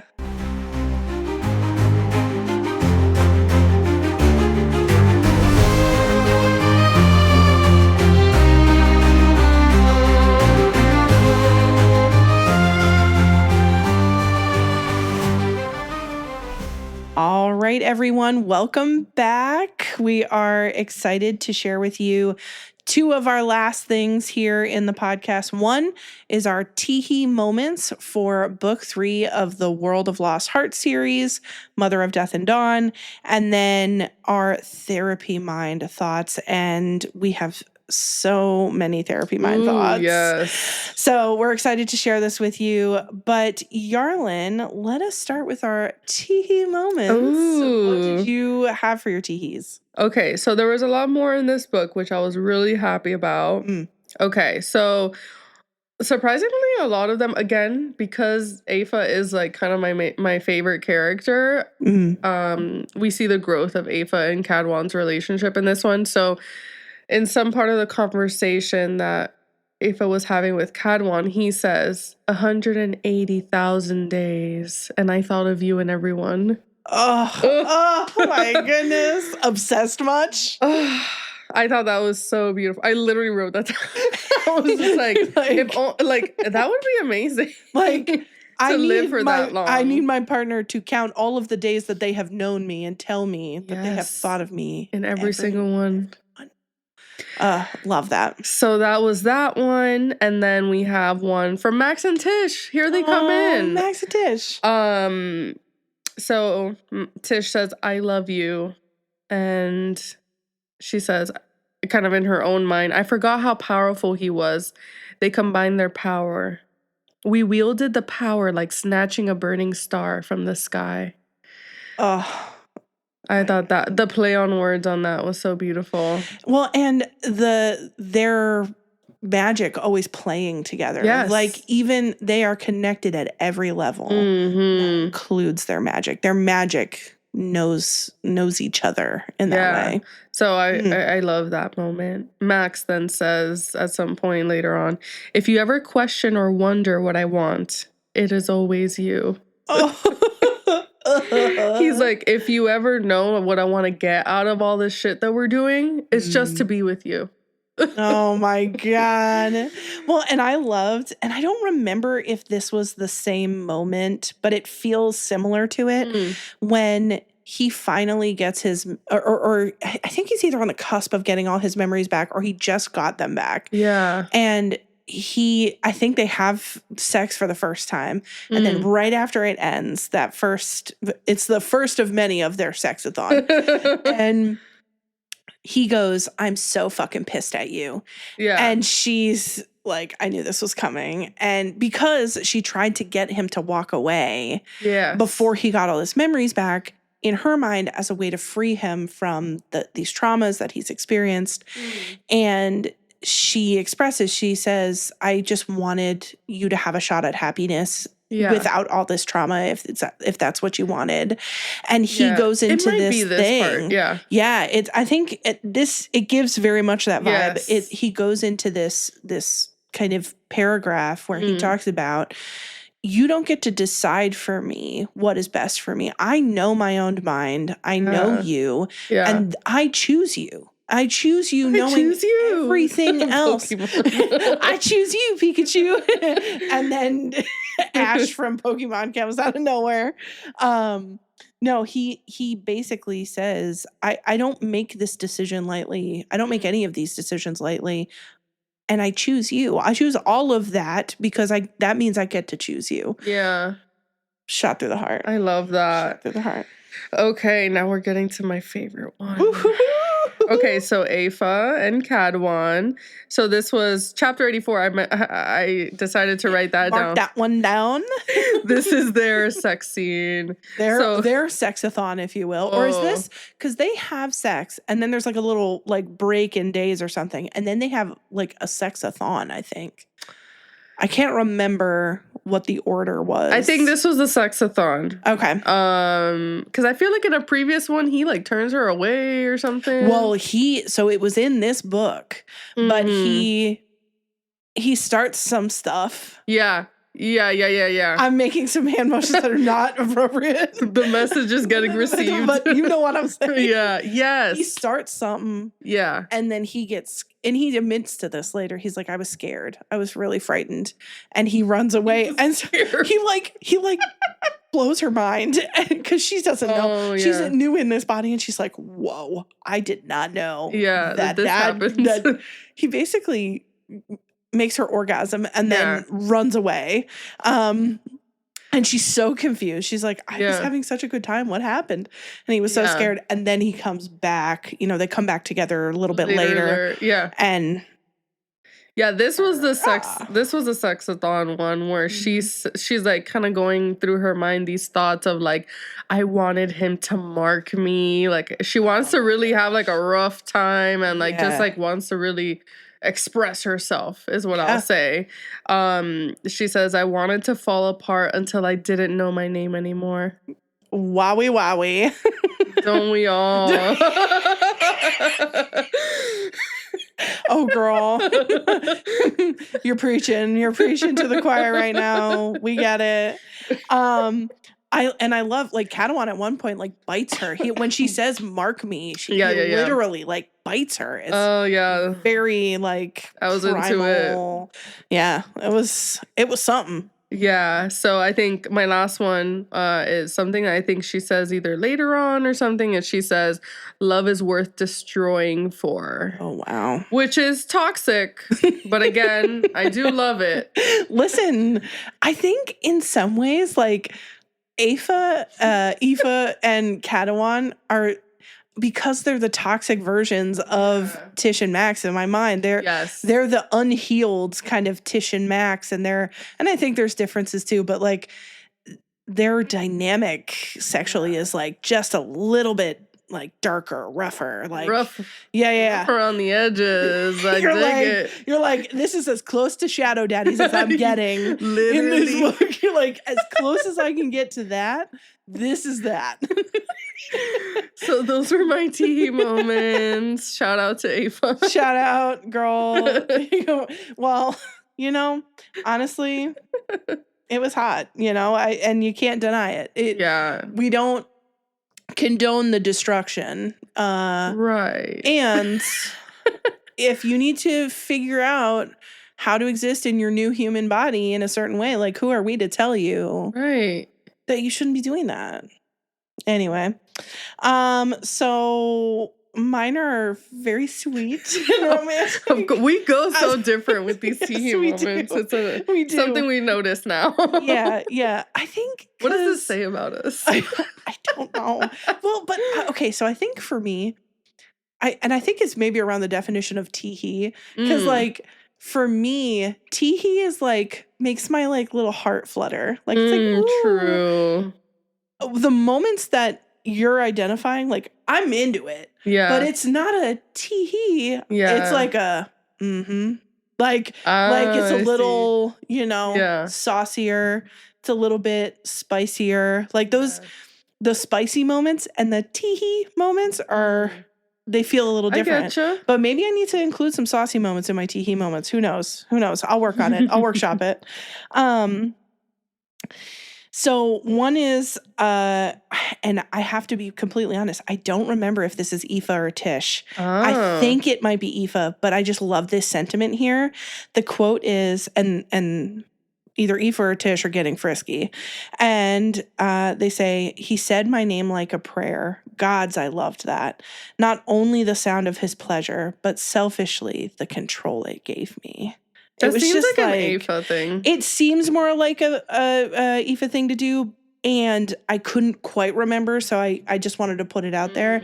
But I just loved like owning. It sort of feels like an owning your sexuality kind of thing. Like Yes. I think so often in like talks of sex and sexuality, especially I think when you grow up in anything related to like things like purity culture or like this sort of like deflowering or whatever, this sort of like this idea of virginity and all these things, which I have so many thoughts about. You're taught that it, like as a woman, like it's this thing that like, you know, this big strong man has the control and you're giving up something and all these things.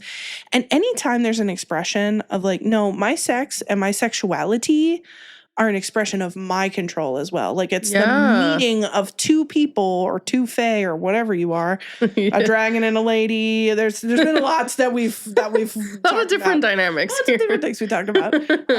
But that it's not sort of you submitting to something. It's you taking your power as someone else takes their power, and like we're here together. Yeah. So that gave me a little stir. I think that's the whole movement of where we're going in this generation compared to past ones, you know? And I think being able to own your sexuality in a way that's unique to you is something that I'm seeing more and more of. The next one I have is more just sweet and like luxurious almost. It says, all good things, of course, must come to an end. And those 2 days, exhausted and euphoric and sex-drenched, were the best of good things. Just luxuriating. Definitely a Tish thing to say. Oh, yeah. She was just luxuriating in it. And we love that for her. And we support her. And we want that for her. The next one is Max. When he becomes the Archcommandant, he has to speak in front of people. And he's going out to this balcony to do that. And he says to Tish, come with me. And Tish starts to shake her head like, no, that wouldn't be proper. And he says, you are my partner. I don't care about traditions. I remember this part. Yeah. Like, somebody tells me you are my partner and I don't care about traditions. Like, you're going to shirk all that stuff because we are partners in life. Emotionally. Oh, I do like that. Like, that makes me feel so important and secure. And then this one is from Tish. She says, you are my home, Max. I never allowed myself to believe I would ever have one. I never allowed myself to think that I could keep one if I did. But I have realized that there is bravery and hope for the future. And she tries to keep going and talking, and he just like kisses the shit out of her. He just like lunges at her and they make out, and it's awesome. But I think the reason that was tee-hee for me, because it was a real evolution for Tish, where she went from being afraid to even say that she loved him and she wanted a future. Now she's in it. And then all of Max and Tish's vows. I almost typed the whole thing out, but then it was like too much. But you should read them if you haven't, if you didn't pay attention in those moments. Yeah. Dear listener, please go back, read them again. It's so beautiful. And then I just love that both Tish and Aoife got sex marathons. Yes. I just love that for them. I just love, it was like an elongated tee, just reading everything about that. Yeah. It did things for me. I was really glad that I was reading it. Felt good. Loving life. And I listened to the audiobook, so. So you were on some other level. It was great. Again, like, I gotta get you on the audiobook. I know. I gotta give it a good tester. Maybe for the next one. Maybe. Oh, but I have the physical. Yeah. Well, we'll see. We'll combine workshop efforts. It. Yeah. I do think for the sake of tee-heeing, that a little audio action might be good for me. So those are our tee-hee moments. Next we are going to move into therapy mind, and there were so much, and we're going to try to distill down to a few different themes. The first one might be a surprise. I don't know if it'll be the first one that people think of, But the first theme I have here is workaholism. And you might be thinking, I don't think I read any scenes where Tish was at some sort of office job. They're going to work. Yeah, and she had to grab her briefcase. I don't know if this is, what is this, the 80s, but like she grabs a briefcase and her pager. Oh my God. and heads into the office. No, but over and over again, both Max and Tish say outrightly, like, and this is what I really like about both of them. They're aware. They're not fooling themselves. They're not trying to pretend like they're not who they are. They both, at different times say, I'm dealing with this by burying myself in whatever work we have to do right now. And Tish at one point says, I dealt with unpleasant emotions the same way I always did, burying myself in work. Now, Tish's work, what she has to do, maybe what you have to do in your day-to-day life. Very different. Very different for most of us. I don't know of any Fae wars that are being fought right now, but correct me if I'm wrong. And so I think if we take that sort of fantastical element and translate it into the clinical space, I think there's a lot of stuff that happens for clients around workaholism and escaping into work. So how do you see workaholism and productivity culture show up in the counseling room? And then what kinds of insights do you have for folks around how to balance work and life, or how not to sort of lean into this workaholism stuff? Yeah, and I feel like this happens a lot, sometimes in the counseling space. And I think people have, again, it all depends on like their honestly view of themselves and like the way they feel productive, their self-esteem and things like that. So when people don't feel productive, oh, I didn't do this today, and I didn't work out today, like they feel like they just didn't, they're so hard on themselves, they didn't do enough. Oh, everyone has the same 24 hours in a day. Everyone has a different life, you know? So I think the workaholism of just avoiding your feelings and kind of getting through all the stuff you got to get through, always being distracted, never really being in tune with yourself, a lot of people struggle with, because there's always like something else I got to do. And that's just a fast-paced culture that we live in. Yeah. Oh my gosh. Yeah. It's this sort of attaching your worth to this one thing. If I don't get my work, my to-do list at work done, then I have failed the day. Or if whatever, and it doesn't even have to be work. It could be anything. I like that you bring up the gym. If I don't go to the gym and do all 27 of my exercises, then I it was failed. all for nothing. Yeah. It's like being able to slow down and appreciate and show gratitude for the things that you've done, and just be a little easier on yourself, you know? Well, and I think that's a great way to approach, like, you can still get stuff done. It doesn't mean that you can't find meaning in your work. It doesn't mean that you can't think of the gym as a place of that really works for you in terms of well-being. All of that can be true. It's the over-identification in it and this sort of, I have to fill in the blank or else I'm not worthy. And I like that you bring up gratitude, because so many times in the counseling space, there are several like theoretical orientations that talk about gratitude in different ways. And in acceptance and commitment therapy, there's an exercise called thanking your brain. And you can do it in a couple of different ways. You can do it in sort of a snarky way. If your brain is ruminating a lot, you can be like, okay, brain, thank you, brain. Yeah, great idea, you brain. mentioned this in another episode. Yeah. So I really like the thanking the brain. And then the things like gratitude journaling, things like just stopping to be present physically in a moment and appreciate even the smallest things, you know, I think folks think of gratitude journaling as, I am thankful for, you know, pick a big life thing. Yeah. It can be as simple as, I'm grateful that the sun is out today. So the next one I have on our list here is verbal communication. Again, Max and Tish, so many times. They're so healthy. I mean, they're aware. They don't always do the right thing. And they're at least aware when they're not. Right. And again, I think that's where you can draw these parallels between Max and Tish, and Catalan and Aoife, and again, I'm not saying Max and Tish are perfect, but they have been given support and time to grow in a way that Catalan and Aoife I don't think get. And so they are a little bit more self-aware when they're being toxic. And one of the things that they're aware of is the fact that they both struggle with verbal communication. And they say this. Yeah. I could pull up a montage of Max and Tish basically saying, I didn't have the words for this. I didn't know how to say this. I wanted to say this, but I didn't. Even at one point, Max, when he does use his words effectively, he always starts with, I'm not much for words. So this quote is, I'm not much for words, so I'll only say this once. Yeah. Sometimes it's truly painful for them to communicate verbally. Yeah. And I don't think they're alone in that. Yeah. So what do you think is most difficult for people in the clinical space learning how to communicate effectively? And what do you hope that people will understand about effective communication?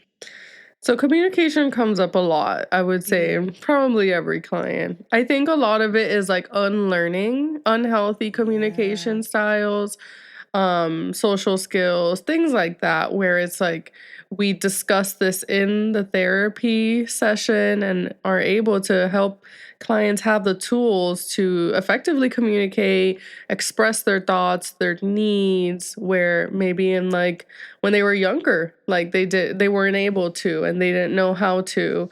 So now in their current, interpersonal relationships are struggling with communicating effectively and things like that. So I think the difficulty is putting it into action. Especially if someone in your life has already been used to you speaking a certain way. When you switch up on them, they probably are like, what's happening? And you might get some pushback. So it's just being able to unlearn those things and practice them. Yes, I love that you say practice, because that's the thing I think folks struggle to understand sometimes with counseling is they think that by realizing that something's happening, that it's going to be quote unquote fixed. Like, right, that's not. I've been communicating this way my whole life. It really hasn't worked for me. I need to communicate this way. But you can say that cognitively. And in practice, it falls apart because you're not used to it. You're not used to incorporating new ways of communicating with folks. And I also like that you highlight the unlearning that happens for the person, but also whoever they're talking to or whoever they're communicating with.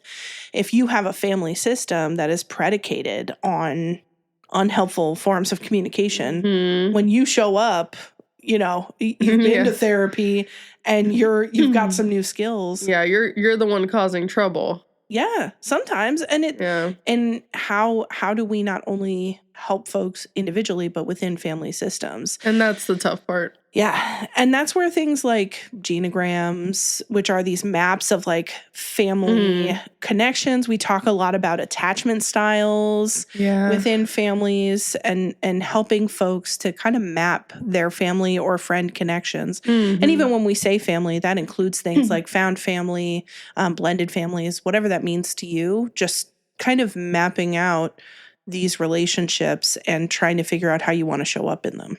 Yeah. And I just hope that people understand that communication is a really important part of life.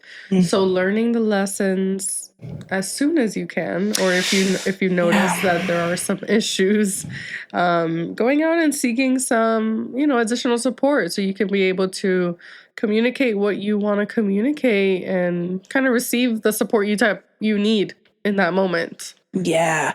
And I love that you highlight this because it's that sort of dedicated practice to this. It is a labor, right?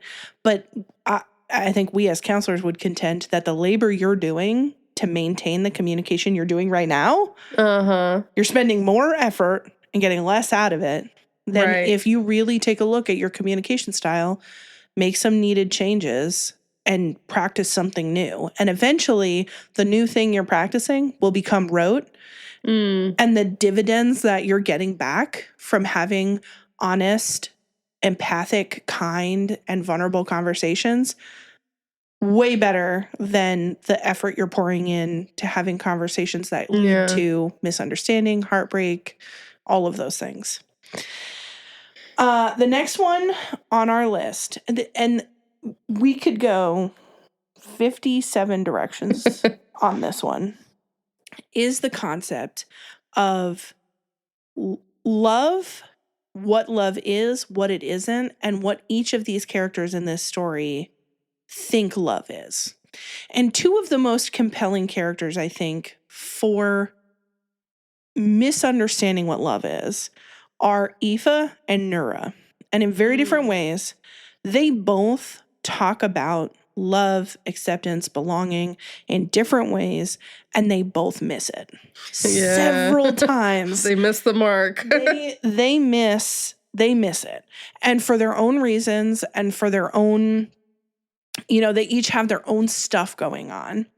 But I want us to hone in on Aoife here. I think Nura, and we talked a little bit about Nura's stuff around love in our last episode.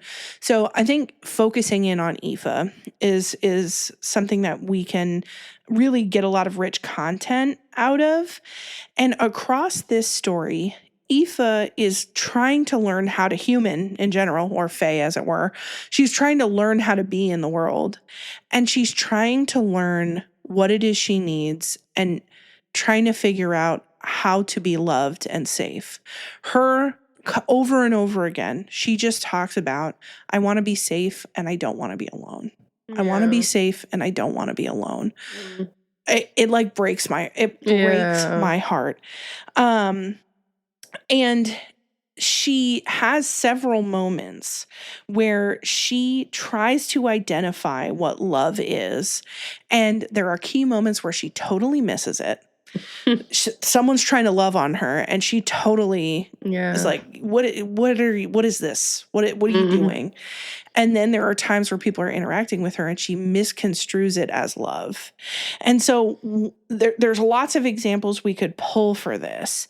But one really evocative moment, I think, that comes up when she's thinking about Catalan, because Catalan and Aoife do love each other, but it's this very tumultuous kind of thing.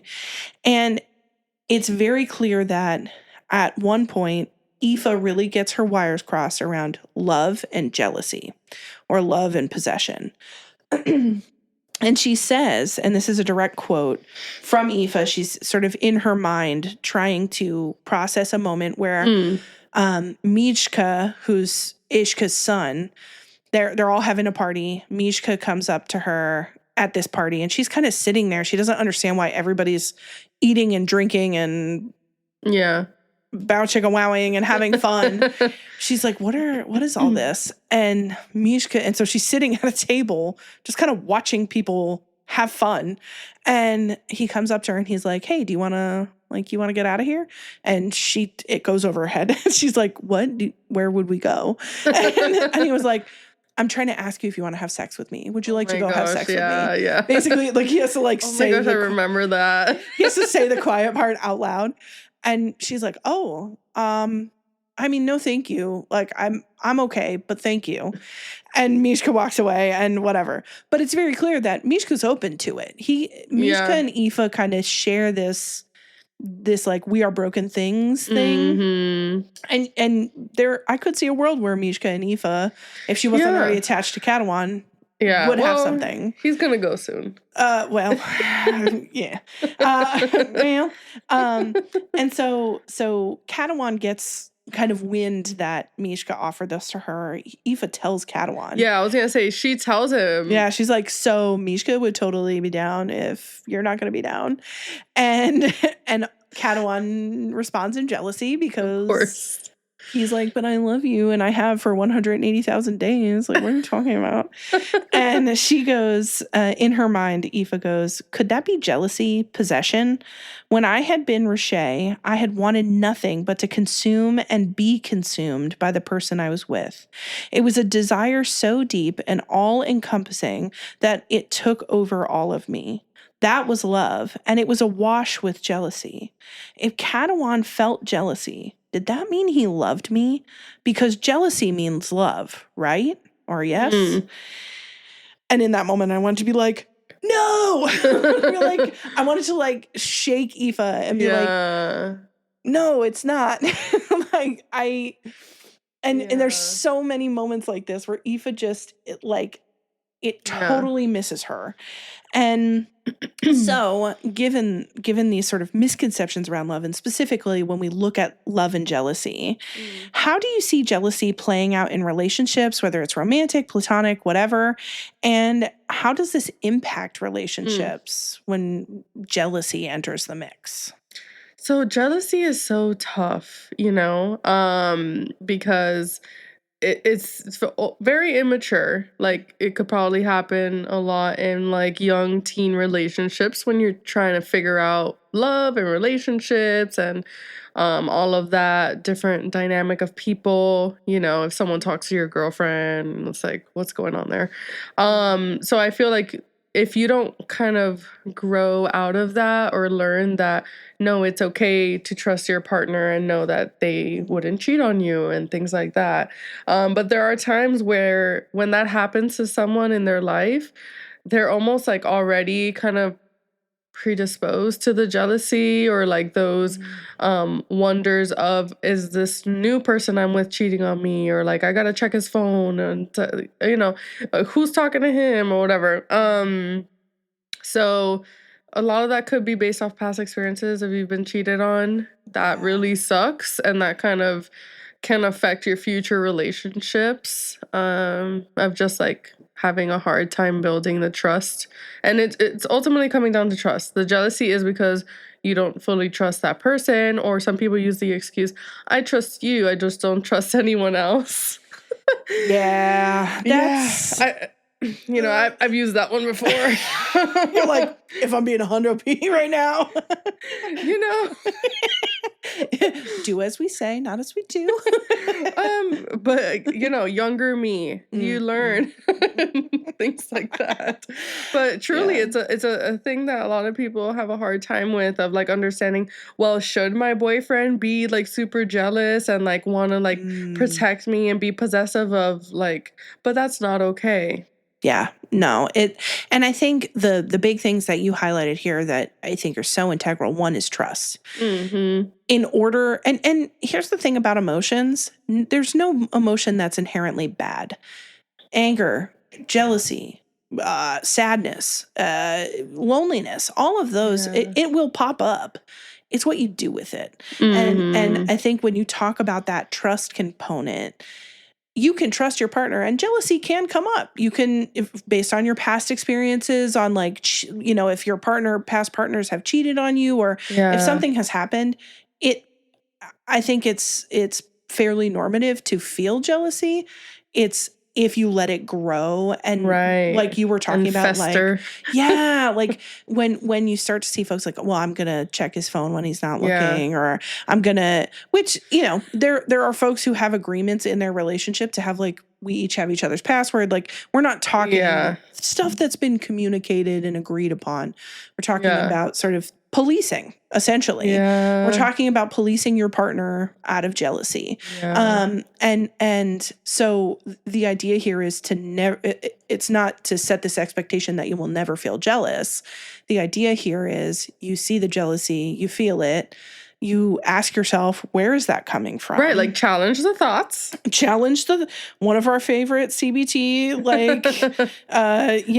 activities. We look at a thought, we question it, we say, is this something that's useful to me or to my relationship? And then usually if you're open with asking yourself that question, that will lead you to decide, okay, do I need to have a conversation with my partner because there's a break in trust? Or is there something I need to work on? Like, okay, if I'm showing up with some baggage around this, and my partner has given me no indication that I should be concerned, what work do I need to do to be able to show up, have my jealous moment, and not turn that into policing, control, all these various things? And I think it's so important to highlight that you as the other partner are not responsible for your partner's jealousy.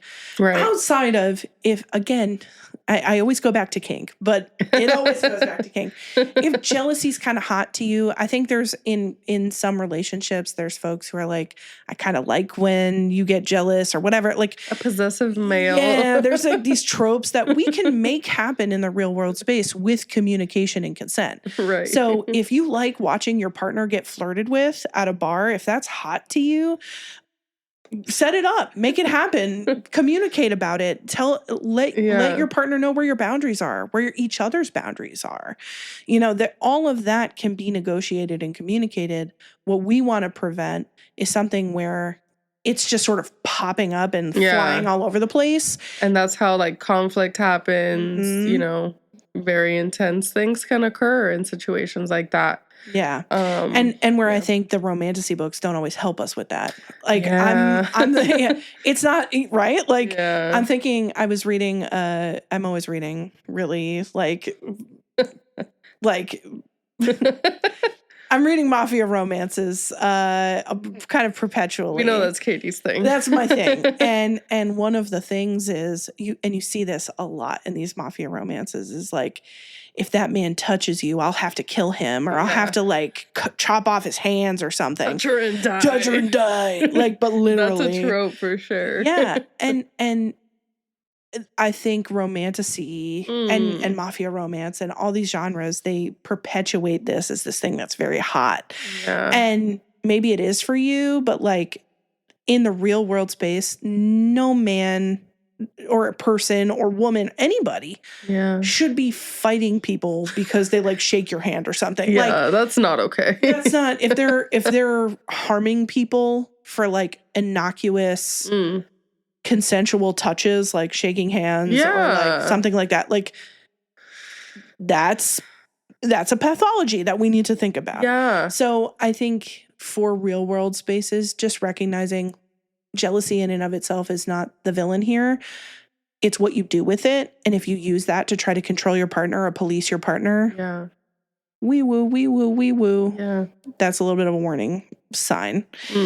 And then the last one here is having to do with relationship with one's body and things related to intuitive movement and eating and other like intuitive ways of relating to the body. As we've mentioned, Aoife's relationship with her newly constructed body is very tumultuous. She starts by hating it. She hates her body. And she learns along the way what it means to have a body. And she said, and after she has some experiences where she like eats a pastry and she lets the wind run through her hair and like some very tender, simple, sweet things that are just designed to make you feel good. She says, was this how living beings felt all the time? With this much pleasure built into their form? I was almost offended that I had missed out on it for so long. I had spent months hating my body and the life it locked me into, when I could have been eating honey and listening to music and riding crests of carnal bliss. Wow. I was like, that's a powerful one. This woman is learning about intuitive like body relationship. Yeah. So when you talk with folks about their relationship with their body or body image or other things, what do you see? How do you see people relating to their bodies? And then what work do we do in the counseling space to help people improve their relationship with their bodies?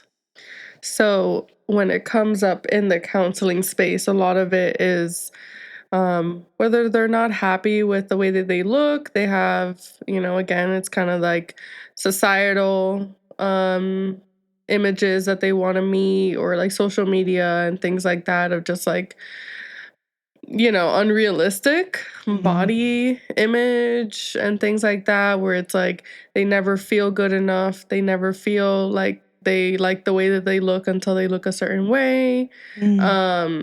So it can really cause a lot of issues in people's lives and with their confidence and self-esteem being so low, just never being fully aware of how beautiful we all are in our own way, and you are you because you don't need to be the next person.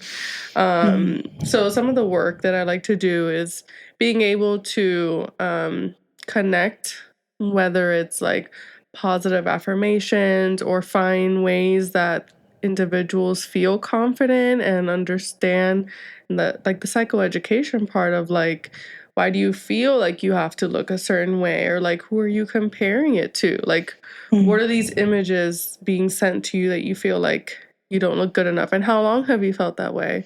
So we go in, I like to do a lot of IFS work, and in the parts of a lot of it stems from childhood, especially women always kind of being critiqued about the way we look. Men too, in their own way of like strength and things like that. But yeah, it's something that we've dealt with for a long time and probably since we were young. So it's a part of us where whether our parents have dealt with, like you hear about like the almond mom or something. Oh my gosh, almond moms. Yeah, it's like you see almond mom and butter mom of like, and like truly the way we see other people or our parents have a relationship with food, it affects the way we have a relationship with food and the way we talk about ourselves.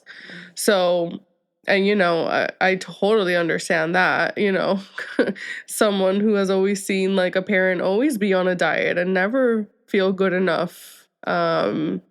It's it's a sad way to live, truly. Yeah. Well, and I think I love that you highlight, where is this message coming from? We've learned so much about how to relate to our bodies from our families, from society, from media, and there is this very specific, very narrow set of physical characteristics that meet those expectations. I would say specifically in the Western, like American space, there's a very specific look that is praised as the ideal, and most of us don't fit in that ideal. Like good majority of us are part of a type of body diversity that you just see across the world, across the country. This idea of a before and after picture that you can morph yourself into the ideal established by family systems, established by society, is a lie that I think a lot of folks live under, and then really grieve when they can't get there. When no matter how few calories you eat, or how many hours you're spending at the gym, or how, what regimen, keto, paleo, like whatever your thing is, even if we all ate the same things and we did the same gym routine, we would all still have different bodies. And so there's a grief, I think, that happens for people around, I'm doing everything in my power to fulfill what I'm seeing as this ideal, and I'm not getting there. And how do we help folks? I like the intuitive movement and intuitive eating pieces, because, and that's essentially what IFA is exploring, is intuitive experiences. Letting your body tell you what feels good, letting your body dictate for you. If you want to get movement, that's awesome. If you love the gym, I love that for you. And it's about being connected to your body and helping your body to feel good, and not trying to police it with rules that have to always be true in order to fit this cookie cutter thing. But those are our therapy mind thoughts. Truly, we could have pulled, I feel like we could do hours of content on this one book, because, that was awesome. and this series, we have loved reading this. We have loved analyzing it, and shout out to Carissa Broadbent. Truly. This has been a real joy. Next up in our episode releases is going to be Phantasma and Enchantra. So be on the lookout for those episodes and announcements around those episodes coming up next. And if anything today was triggering or you had a big reaction to something that we talked about, we highly recommend that you seek out your own counseling or your own mental health treatment. Please note that everything we go over today is for fun and is based on our experiences and our loose interpretations of how these book events are connected to real world things that we see individually within our practices. It's not designed to be a formula for you to self-diagnose or to treat or anything like that. If you feel like you would benefit from mental health assistance, we highly recommend you check out your own treatment in the way that works for you.